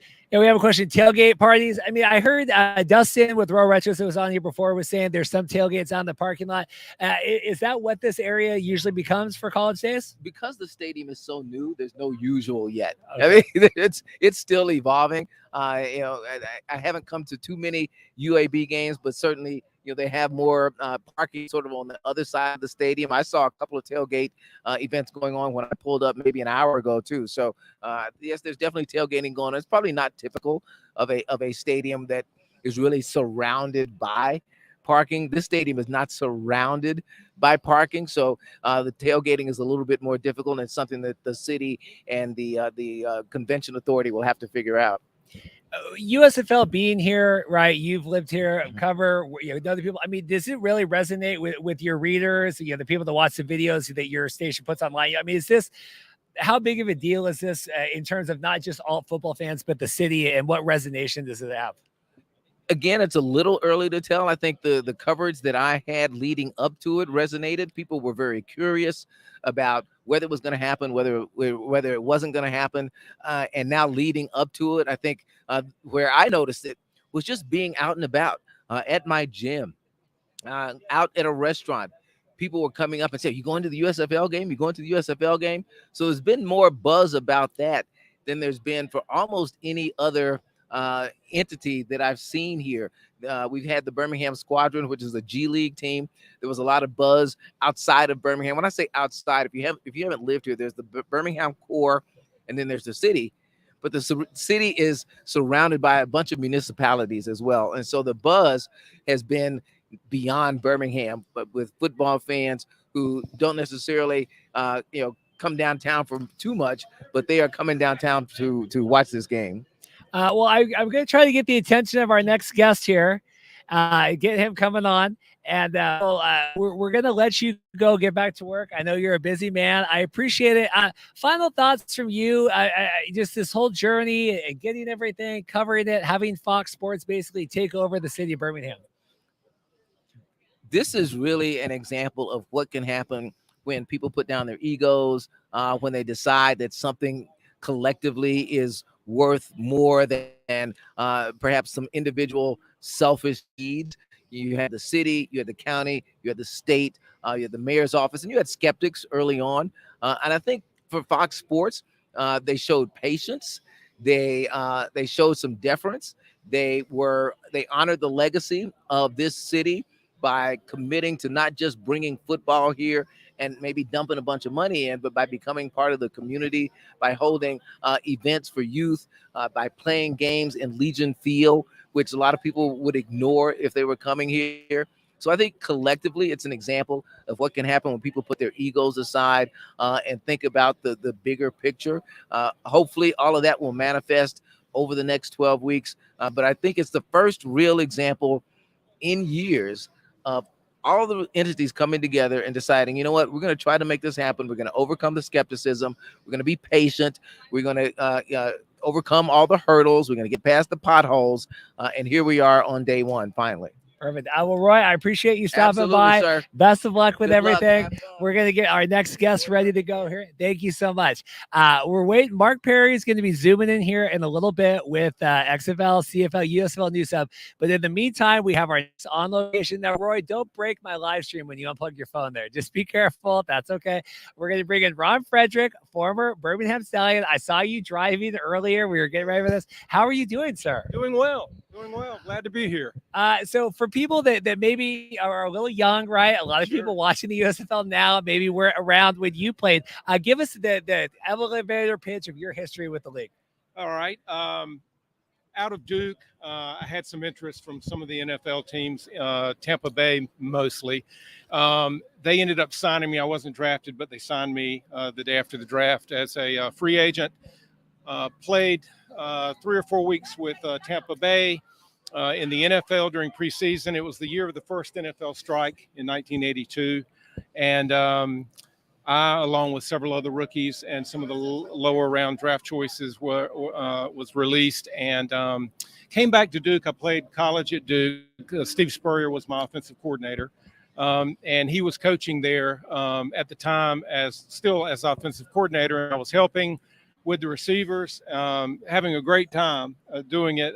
We had some great receivers there. Chris Castor went on to play for Seattle. And I thought maybe that's what I was going to do. And then I got a call from Raleigh Dotch, who was the head coach here in Birmingham, as I'm sure most people know.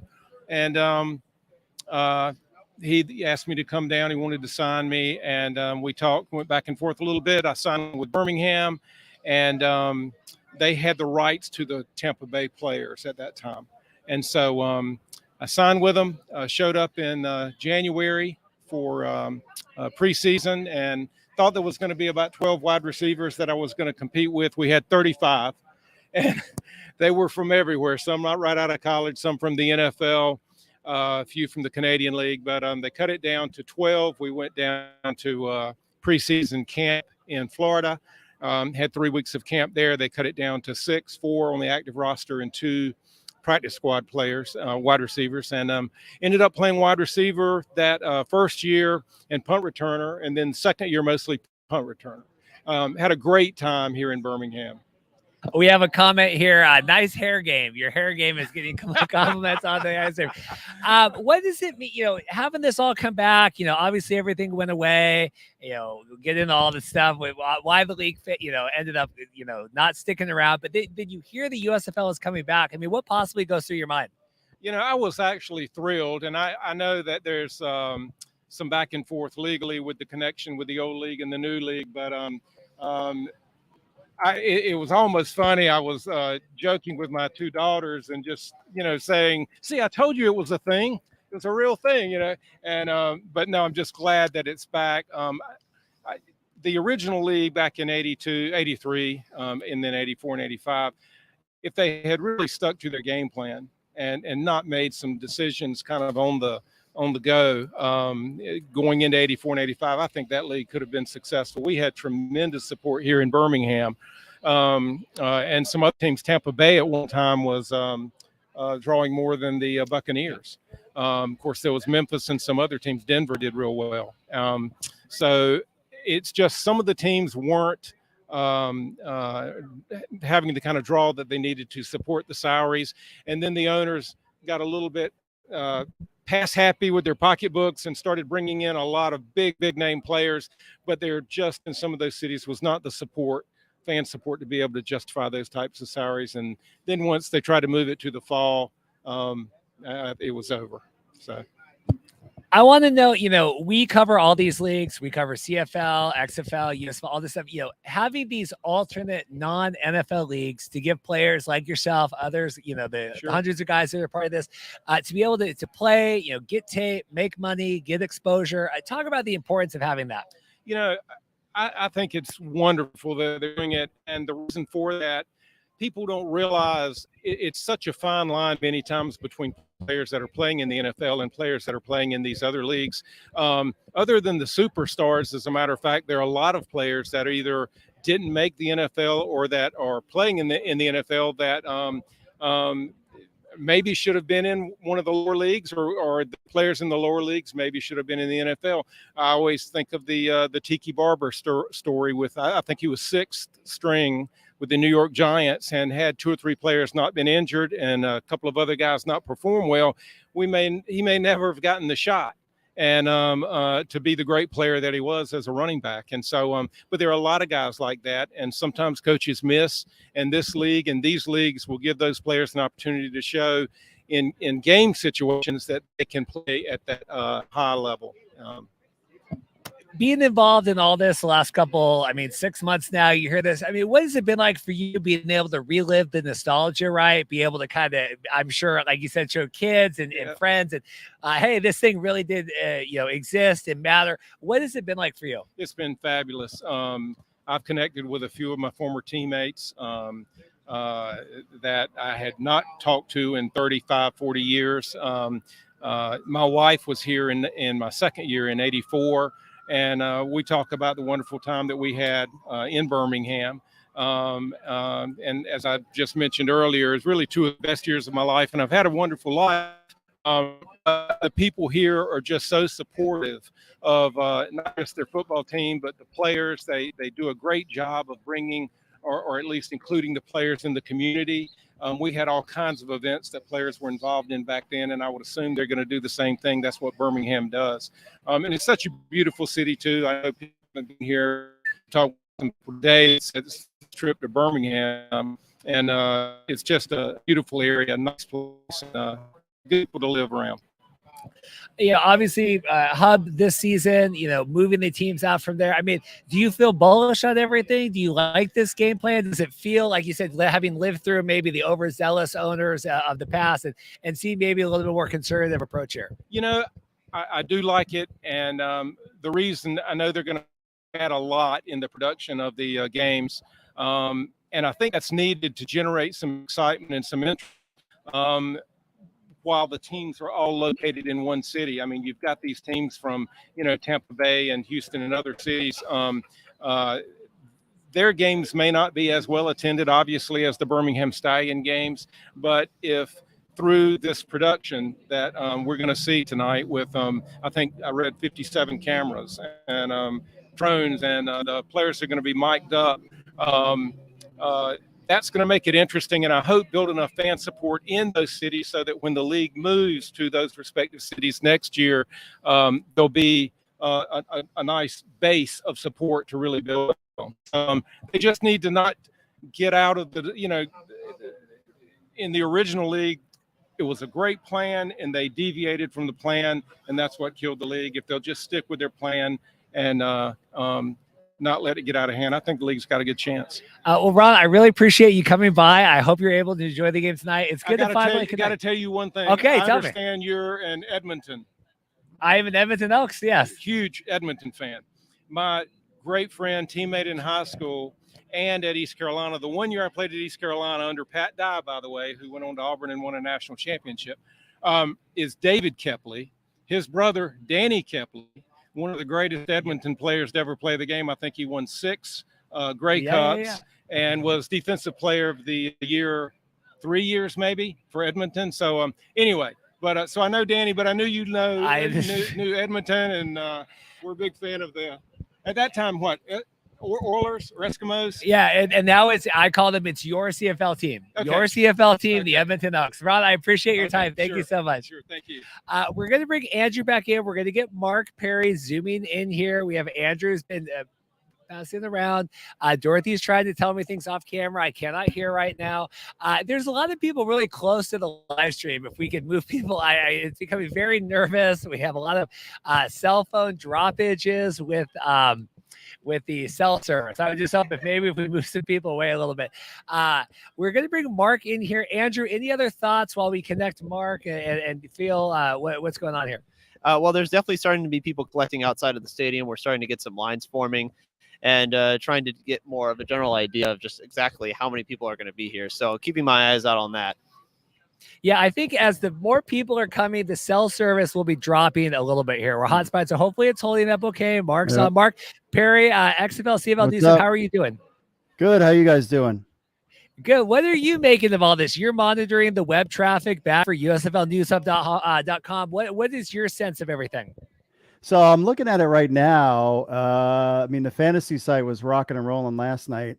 It's interesting that both the XFL and CFL site, I would say the USFL site has actually been pretty consistent all day. But the weird thing is the juice is the only way I could describe it behind this league versus the juice that came when the XFL kicked off is completely different.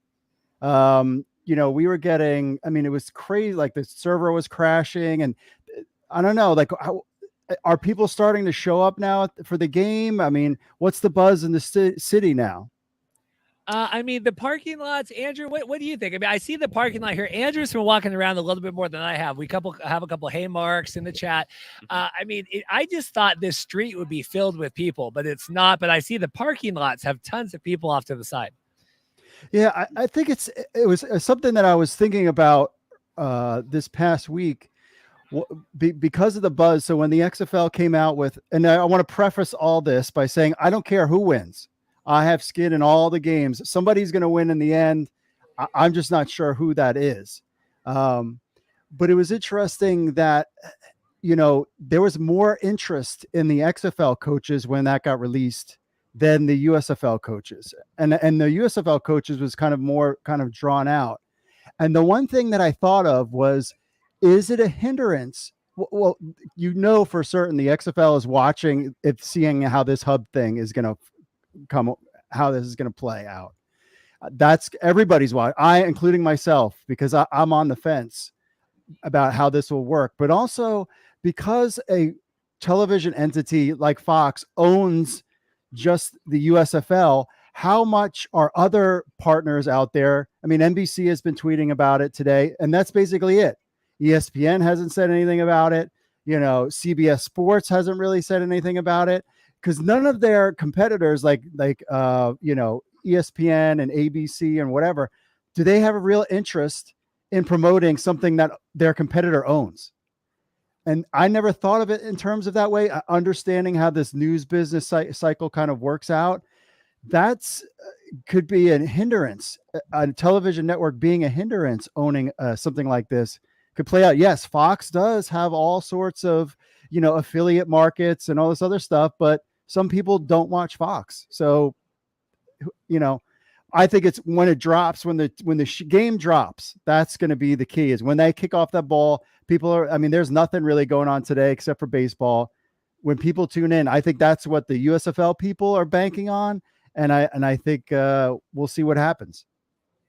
Yeah, I was just gonna say, you're dead on about that, Mark. The one thing I always take notice of is during Super Bowl coverage, for example, when you know which one is going to broadcast the game itself, if it's going to be, say, Fox, or it's going to be NBC, or it's going to be CBS. Of course, their own network is going to be pushing that, but the other two networks simultaneously are not doing that. They're not going to say, hey, go watch that other thing on the other person's channel at that specific time. They're not going to do that. So you're absolutely dead on with that. So I haven't seen, and I've been keeping track on the whole ESPN thing. It's this whole week. I mean, there's been obviously with The Rock and Danny Garcia with the XFL, the Get Up program, the Sports Center programming. There's been much more focus on that and mentioning of it. I have not seen one single thing about USFL this week since watching it. So you're dead on about that.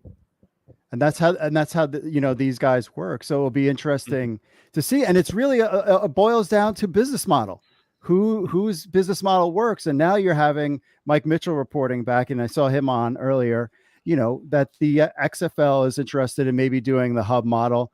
I just think that hub model just takes away some of the juice and excitement from the league in general. Like, I mean, I'm a Tampa Bay Bandits fan. I'll watch whatever because I was watching Fan Control Football today. I was just excited to have it, and it was fun. The Glacier Boys lost, I believe, but it was fun. Watching. I was on my phone and I was checking out NBC LX to watch the Fan Control Football. In the new stadium and everything like that, and that was fun. Like, so there. The other interesting thing about this thing, a topic I wanted to bring up, it surprised me. So we lived through the XFL, CFL talk, and CFL fan being like, no, you're not welcome. We don't want you here. And that was kind of a culture shock for us. But then there's also USFL fans and XFL fans, and they're not really meshing either. And I was really surprised by that too. It kills me, this divide we have between the USFL and the XFL. It absolutely kills me because I did it. We lived through the same thing with the CFL. And I thought, oh, this won't be a big deal. It'll be American and all that stuff. And the vitriol between the leagues with the fans this way, it's crazy too. I really don't get it. What do you make of that, Mark? Where does that come from? I think it's, I don't know. I guess people can only chew gum. They can't walk and chew gum at the same time. I mean, I guess people can only have one front runner. And I tell people all the time on my show, there's writers in our group that don't want to cover the USFL. Now, I've always said, when the ball gets kicked, what's going to happen, in terms of this league, and it's on television, how people are going to react. Because I know when no one knew about the Spring League, and the Spring League all of a sudden appeared on television, and our traffic just exploded. So I think Fox knows it, and we know it too. So it's just going to be interesting to see how it all plays out. Well, my question, Mark, is, I guess, do you think it has to do with brand loyalty? Because it seems like that way with these leagues, especially with these camps, I suppose, of just people saying, well, I'm a CFL fan, I'm an NFL fan, I'm an XFL fan, I'm a USFL fan, I'm an FCF fan. Like, it almost feels like people are sort of almost having to be undialingly loyal to one specific brand identity, and they can't find any way, sense, or form to like enjoy other versions of it. Do you feel that way? Yeah, I mean, when I think there's some tribalism to it. I mean, I remember when the XFL, I was like, I'm just doing with the XFL, and I'm not going to do anything with the AAF.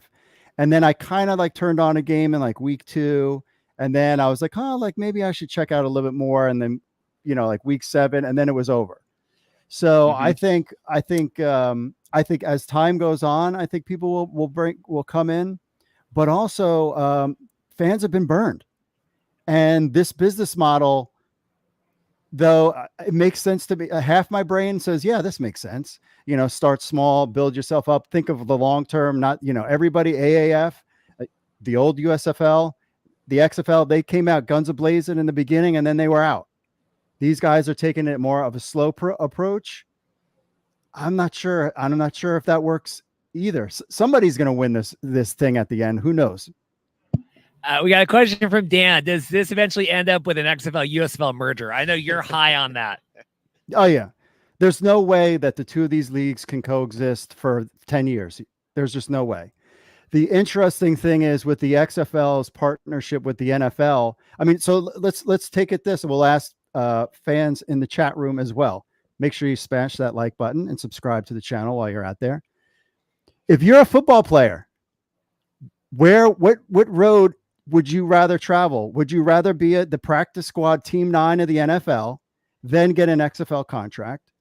Would you rather play in the USFL, then hopefully get an NFL contract? Or would you rather play in the CFL, where you have to wait a whole season? You can't go to training camp. You have to wait till the season's over to get a camp. So which road would you rather take? I think if I was my choice, it would be the NFL team 9 first, then the XFL, because they have that relationship, and the coaches. You got to remember too, look at all these players that are, even in the first XFL iteration or even this iteration, how many players that got picked up had relationships with these coaches before. They want to take guys that they can trust, they can bring in. So that's a big part of this whole deal, is the relationship between, Landry Jones, if it was somebody else playing, if it wasn't Bob Stoops and it was, Mike Martz. I just watched that America Underdog movie, which was fantastic, by the way, last night. If it was Mike Martz, you think he would pick Landry Jones to be his number 1 quarterback? No. Maybe you try to get Trent Green to come back, or, call up Kurt Warner, see if he wants to do it again. But you know what I mean? So where all that plays out, where are the best players going to go? I think they would take the XFL route first. And then where does it leave the CFL? Well, I was going to say, actually, it's funny you mentioned that. That has been kind of a concern that's come up a couple of times. Reed, I'm not sure if you've seen this, but it seems to be a sentiment amongst some of the people who cover the CFL that this new partnership with the NFL alumni community has now possibly impacted any sort of potential collaboration between the CFL and the NFL in terms of player development, because that was something that I always heard it in the background of being a potential thing that could actually be established. And now the XFL has kind of barged down that door and has finally been able to fully establish that connection. So I guess I'm not sure where that leaves the CFL in that regard, because I'm not sure if they can now go forward with that kind of connection. Yeah. I mean, this next year is going to be completely, you heard, and I think you guys were talking about Moose Johnson talking about how, I don't know, we hope we can get to season 2. I've heard him say that before. So it's not new. It's not new. And he's being completely honest. We're all kind of the same way too. I wonder if you can play a full season, have a great championship season, and then I think they're good to go. The question is, and what do you guys think is the Monday headlines going to look like after this is all said and done? Is it going to be like, well, this was trash, this was terrible, Fox did a good job, or everybody's going to be poised on the ratings? And let me tell you this, the ratings, even for the NFL, always are high in the beginning and drop off. So Rash and all these other jabronis out there that constantly complain, oh, look, the ratings are down. It happens in the NFL too. They peak, maybe they stay a couple days, then they come down. People's fantasy football teams are over, then they bail, and then they come back kind of the playoffs. So, what do you think the vibe will be on the Monday morning quarterback, so to speak? I think this is, obviously Fox is going to make it through. This is going to work. This is going to be whatever. People are filling in now. This did not strike me the last 2 days being here of a hotbed of football right now. It really hasn't, and we've heard, okay, Birmingham during the week is really sleepy. Dorothy and I walked around downtown Birmingham for 2 hours yesterday and saw about 6 people on the sidewalk. There's not a lot of people here. And I would think for this thing that's been promoted as an alt football mecca, everyone coming in this weekend. We went to dinner last night with Van here, one of our listeners that's sitting here.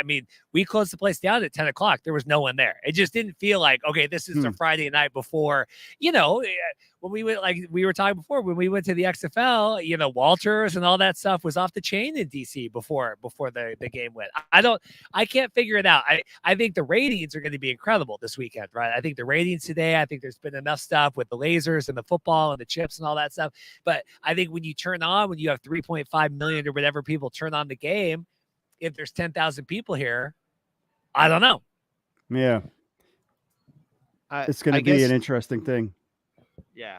Go ahead. Sorry, just to kind of piggyback off of that, I think it really depends on what sort of what does the league measure as success? Does it measure it in terms of ratings? Does it measure it in terms of being able to showcase all of this new technology and all these innovative ideas? Is it the level and field of play on the actual field itself? Like, what is the level of success? I mean, you're talking about the guys who are in charge of this thing. I think it's 100% ratings. Sure. That's what it is. They expect, the $10, bring your kids for free. Clearly ticket sales is not a thing. Merch is not a thing. And this is Reed, I think you've talked about it before. This is a television driven league to fill in for the spring, while football is kind of on the wayside, so to speak. We have a comment, James. Travel is expensive these days. Maybe people just couldn't make it to Birmingham. I don't know. I didn't set up the hub in Birmingham. That's not my problem. I'll tell you what. I looked at like tickets to fly into Birmingham, and my wife and I had talked about it, and we were going to fly into Atlanta and then drive the 4 hours. It was like so much more cheaper than to just flying into Birmingham. And then we were like, well, if we're in Atlanta, it's easier to get there. Just, you got a fan control football game. Go check that out. It's Easter. We have a comment, act my age. It's Easter weekend, Passover weekend. It's a crazy week to start anything. I don't know. I didn't pick this weekend to do the kickoff. I would have. I mean, they're really lucky that this thing wasn't shut down with the thunder. I mean, Andrew and I lived through this thunderstorm last night. I mean, there was a very real chance that they were going to have to postpone this game. Because of the weather, you think? Well, Roy S. Johnson, he kind of said like, that's just the way things are out here. I mean, it was no. You never know. It seemed pretty serious last night, and then based on the weather report, it said there was going to be thunder and lightning throughout the day, but that hasn't held true. You never know. Mark, I want to get your thoughts on this because we haven't had you on since. Obviously we're making fun. I'm not trying to make fun. Wait, I have a guess. We have the dog. Here it comes.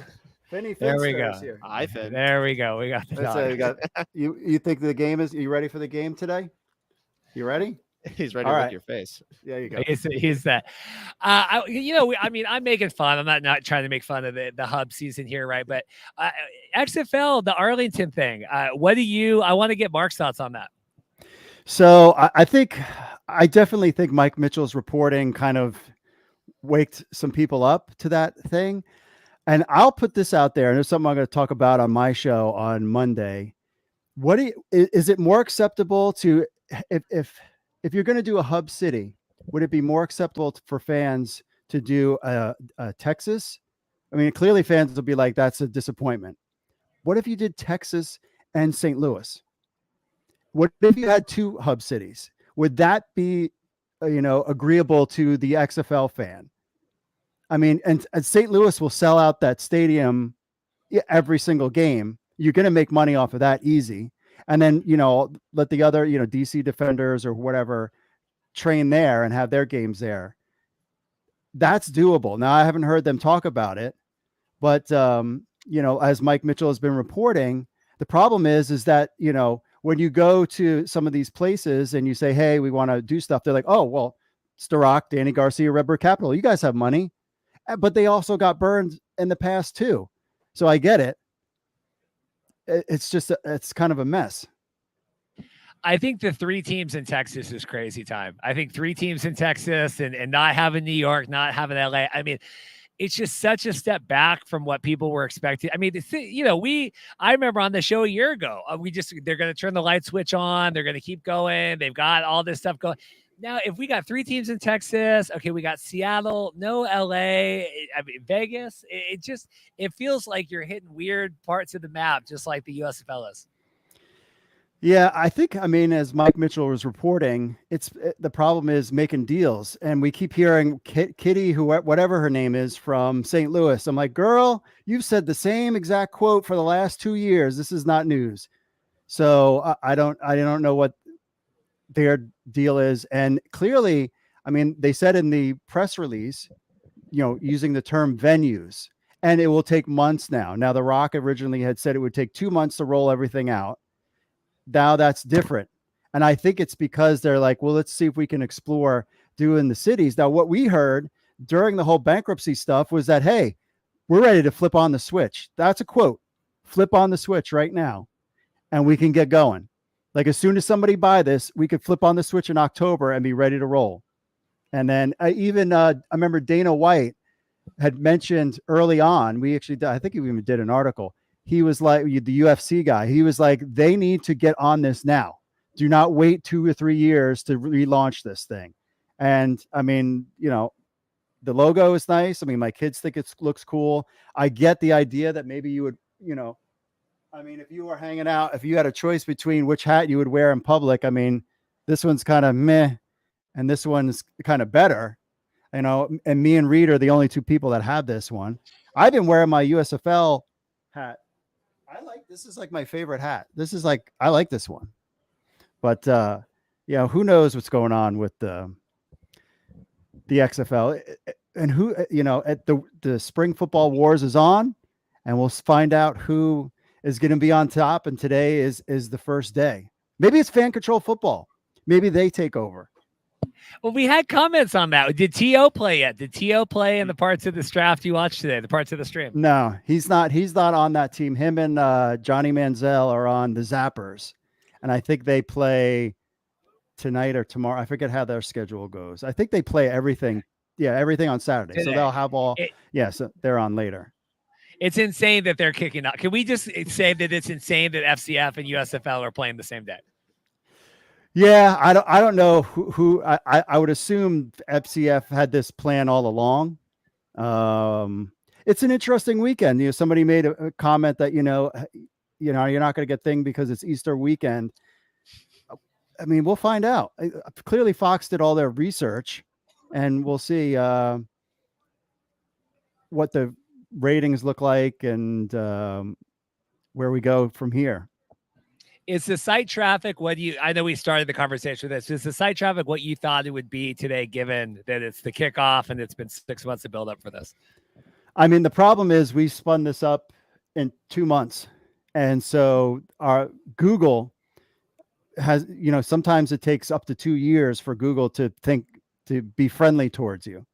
And Google is very friendly towards XFL News Hub. And quickly, Google has become friends with USFL News Hub, but not quite yet.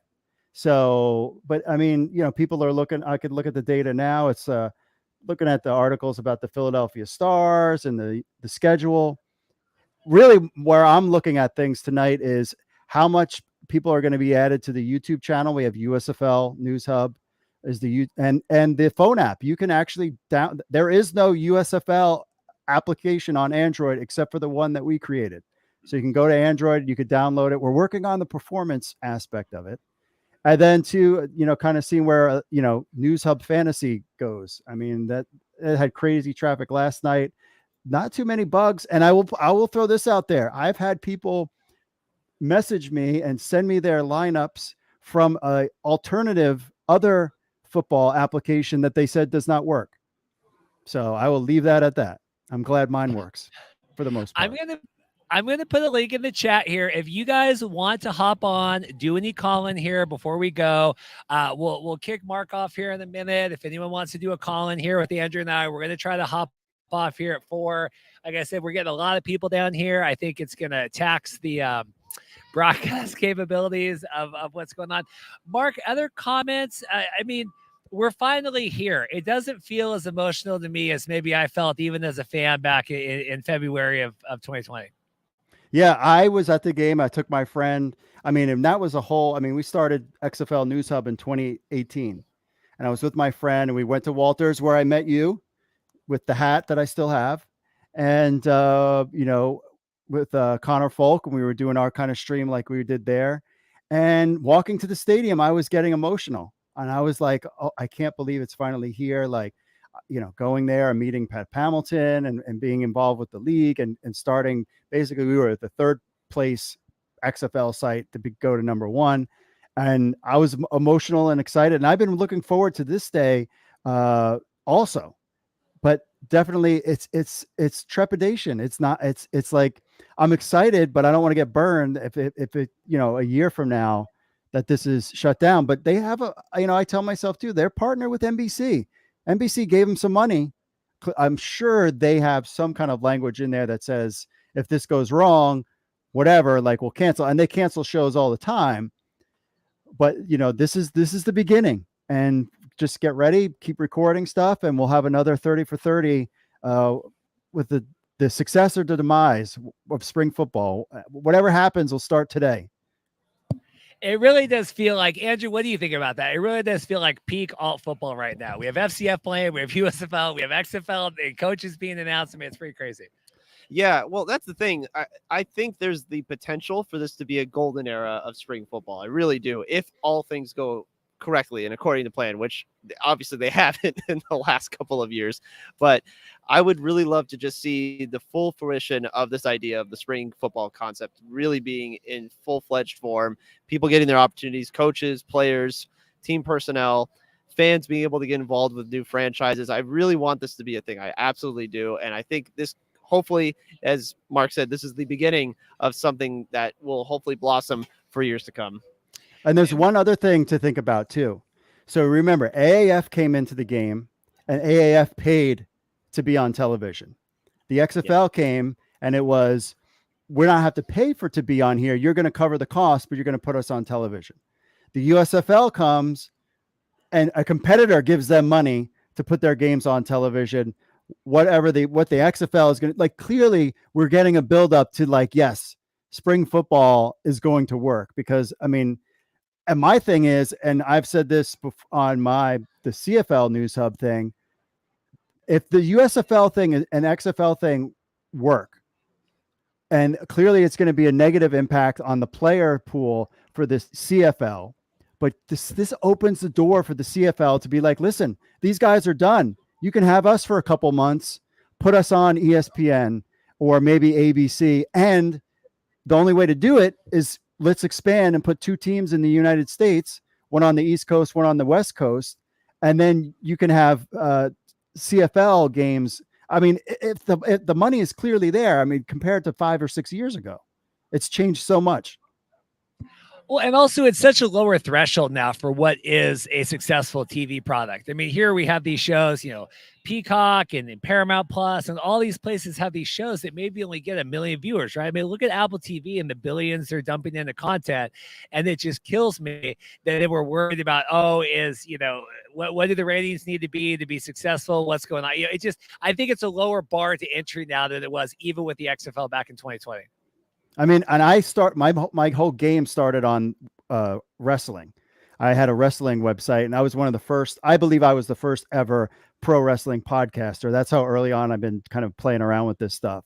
And I remember the ratings war between the WWE and WCW, and they were getting like 10s and 12s against each other on Monday night. And now it's like, if you get a 3, it's like, wow, that's amazing. And the rating. So it's crazy how things have changed.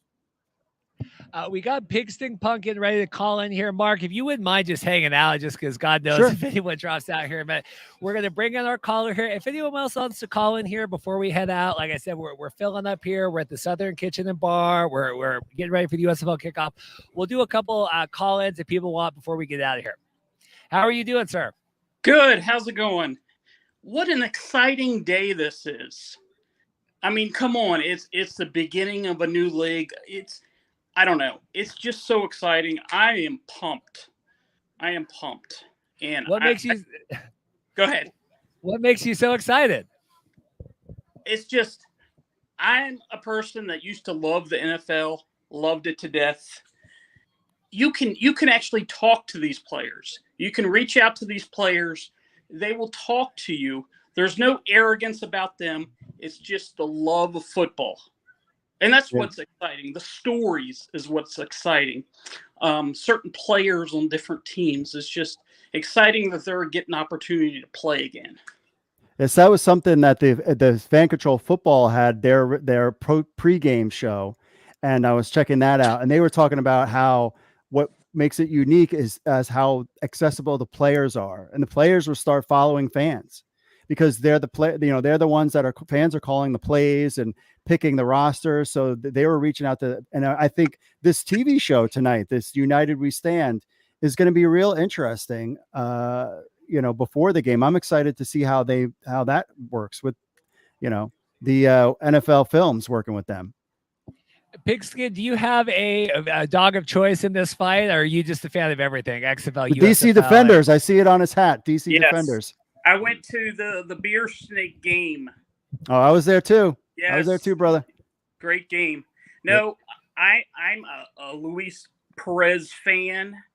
I'm interested to see. I don't know how much he's going to play tonight, but I'm just a fan of players in general. So I don't really care who wins. But I just want to see a good game and some exciting. I think the presentation is going to be exciting. I think it's going to be something similar to the XFL, but better. And it's a big talk about the drones, but I think Reed, you had brought up that you could hear the drones on the television, the practice broadcast. Is that right? Really? I think Jeff Bidette tweeted that he got hit by one of the drones. So I think, Fan Control Football experimented with the drones too. We like that Madden look, right? I think it's weird that Fan Control still goes for that. The top down, very much like the Madden. I know traditional football fans don't like that. I don't know. Fox, if anyone can do it, they can. There's a ton of people here. There's a ton of people staying at our hotel that I know are working for the league. I mean, this is an all hands on deck Fox situation right now, but I think they're going to pull out any bells and whistles they can. I think they're looking at this and they're saying, why not? Let's give it a shot. And I think the biggest thing that at least as far as the media buzz has gotten for this league has been the tech that they're using. I mean, our video that we did about the helmet cam was like huge amount of interest in that. I mean, thousands of views just because people were like, oh, that's kind of cool, because they're NFL fans and want to see that kind of stuff. Now, I think Reed, I'm with you as far as the helmet cam goes. I don't know, man. Just that whole thing makes me want to throw up just looking at it, all the shaking around like, Andrew, what do you make of that technology? In theory, it's very interesting. In practice, it is a bit sloppy. But I think that's something that they can sort of work around and see like which angles look the best, which ones come off the best, or who knows, maybe they're just going to take a sort of like anything goes approach and just use what they have. But I like the idea. I'm just not sure if it's quite there yet as far as like not making you seasick. Pigskin, what technology you're looking forward to tonight with USFL Kickoff? And if anyone wants to drop it in the chat here. I guess the sounds, they're going to have players mic'd up and that sort of thing. I always like that sort of thing. I don't know how some of these angles, I mean, they did an NFL game. I think it was a Sunday night several years ago where they had the broadcast at a different angle and it just looked weird. I don't know. I think it's going to be an experiment as they're going to see what works and what doesn't. Yeah, I mean, they said this league is an incubator, and they've used that. The execs have used it, and I think that's a little frustrating for fans because we want to be like, just open it up and let's go. And they're taking a slow, methodical approach. And I think a lot of this stuff, they're like, hey, this is an easy way for us to experiment and see if we can bring this to the NFL. I totally agree. This is any trick they've ever had in their playbook for the last 2, 3, 4 years that the NFL didn't want to deal with. Is they're saying, come on in now and give it a shot here. I totally agree. I mean, I think it's cool. I think it's better for the game. I mean, look at the XFL and the things that the NFL was able to take from that. But you might as well, right? You have nothing to lose at this point except $50 million if you're Fox. Yeah. That's it. Anything else from you, Pigskin? We'll kick you out. I know Dorothy's going to hop onto the stream here before we get out of here. Anything else from you before I let you go? You're all doing a great job. Mark Perry also. Enjoy watching you guys. I'm not always vocal, but I'm here watching all the time. So keep up the great work.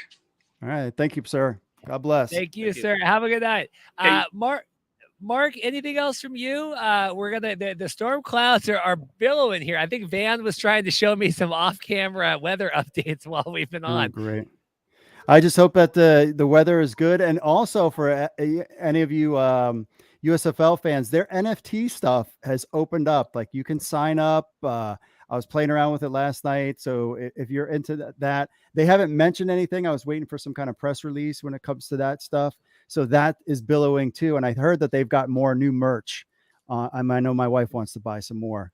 So yeah, we'll see what happens there. I'm getting a off-camera weather report from our good man Van over here. He's reiterating that there may be thunder and lightning storms for the next 4 hours, and the clouds are not exactly small. So we might be getting some more tumultuous weather in this event. We'll see when it starts and when it happens. So, yeah. I hope it clears up before the kickoff, because thunderstorms, and that's a no-go. Zap your drones right out of the sky. Mark, thank you so much for your time, everything you do. I'm going to let you go. We're going to bring in Dorothy here. We'll say goodbye. We'll thank Andrew as well for sticking out here and hopping back and forth and everything else. I know people want to let Dorothy say hi. Mark, any last notes from you? That's it, guys. Enjoys the game. Thanks so much for doing everything that you guys do. I really. Oh, hang on. I was giving you a compliment. No. I said, thank you for everything you guys do. You guys are awesome. And this was a great show. I was watching all day long, so I really appreciate it. Have fun. Good. Yeah, my hand got a little too finger happy on that. But about 2 hours is as long as Reed's lower can take here. Yeah. There, Mark, Andrew, thank you so much for your time. We're going to bring Dorothy on. Any other final comments from you before we let you go? I'm really looking forward to this. I really hope the weather doesn't get in the way, and it's about time. That's all I'm going to say. It's about time, Reed. So thank you so much for having me. Really, I do appreciate it. Yeah, this is Andrew with the XFL, CFL, USFL News Hub. I really appreciate Ride or Die today, hopping in and out. Thank you so much. Absolutely. Appreciate it. We're going to bring in the first lady of the Markcast here. Before we get out of here, we have Dorothy, my wonderful wife. I know people will want to hear. Dorothy, you don't need to put those headphones on. You're good. Here is Dorothy. Dorothy, how are you? How has been this whole experience for you so far? Good. Hi. Yeah, it's been so fun. We had a great brunch yesterday at this historic Lincoln Hotel. Thomas Jefferson Tower. Well, okay, yeah, that sounds okay. I'm wrong. Whatever it was, and it was beautiful. The bartender, the waiter guy, was so friendly. He was like, "Well, did you know that this was built back in the day that when they thought Zeppelins, like the Hindenburg, were going to be a big thing. So they have a whole landing pad on the top of the hotel." And I was like, whoa, that's crazy. And they said it's haunted too. So what do you make of the stadium? We've walked around it. We see a lot of people coming in now. Parking lots are filling up. What do you make of the excitement around here? Yeah, it seems exciting. People are getting geared up, I was just talking to Van. I was like, I wonder if I should bring my my Kraken clear bag, because I don't think I'm going to be able to bring my person. But yeah, it's happening, man. I think we're also going to need to be packing some rain jackets here. It certainly feels like the rain is getting ready to come in. If you can tell, the camera's darkened a little bit during the stream just because of clouds moving in, light dissipating a little bit. Are you excited for the game? Are you excited? I mean, we watch the NFL. Are you excited? We don't see a lot of football games live. Yeah, I think it's going to be fun. I'm excited. I guess I'm saying go Birmingham, because, we're here. Might as well be supporting the Stallions. Plus Stanley. I was walking around getting like a Mountain Dew earlier, and I saw a guy with a big Stanley horse head on. So yeah, I'm excited. The mascots are taking over. Well, Dorothy, everyone really appreciates you coming on, obviously coming here with us, being able to do the show. Any other final comments from you? Exciting. We're just looking forward to this. I appreciate everyone being on the stream. Please make sure you like and subscribe.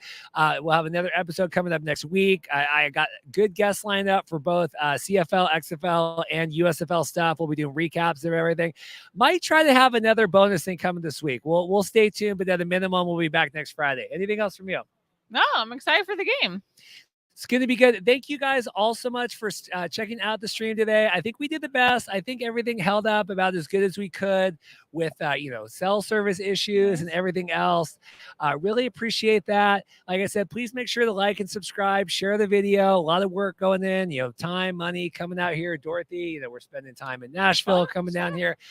Really appreciate it. Again, this is the Markcast. Thanks again to Andrew Murray, Roy S. Johnson, Mike Mitchell, Mark Perry, Ron, Dustin with Royal Retros, everyone, a lot of work coming in today to hop on the show. Thank you guys all so much again. I'm going to play the stinger out, and we'll see you soon. Thank you.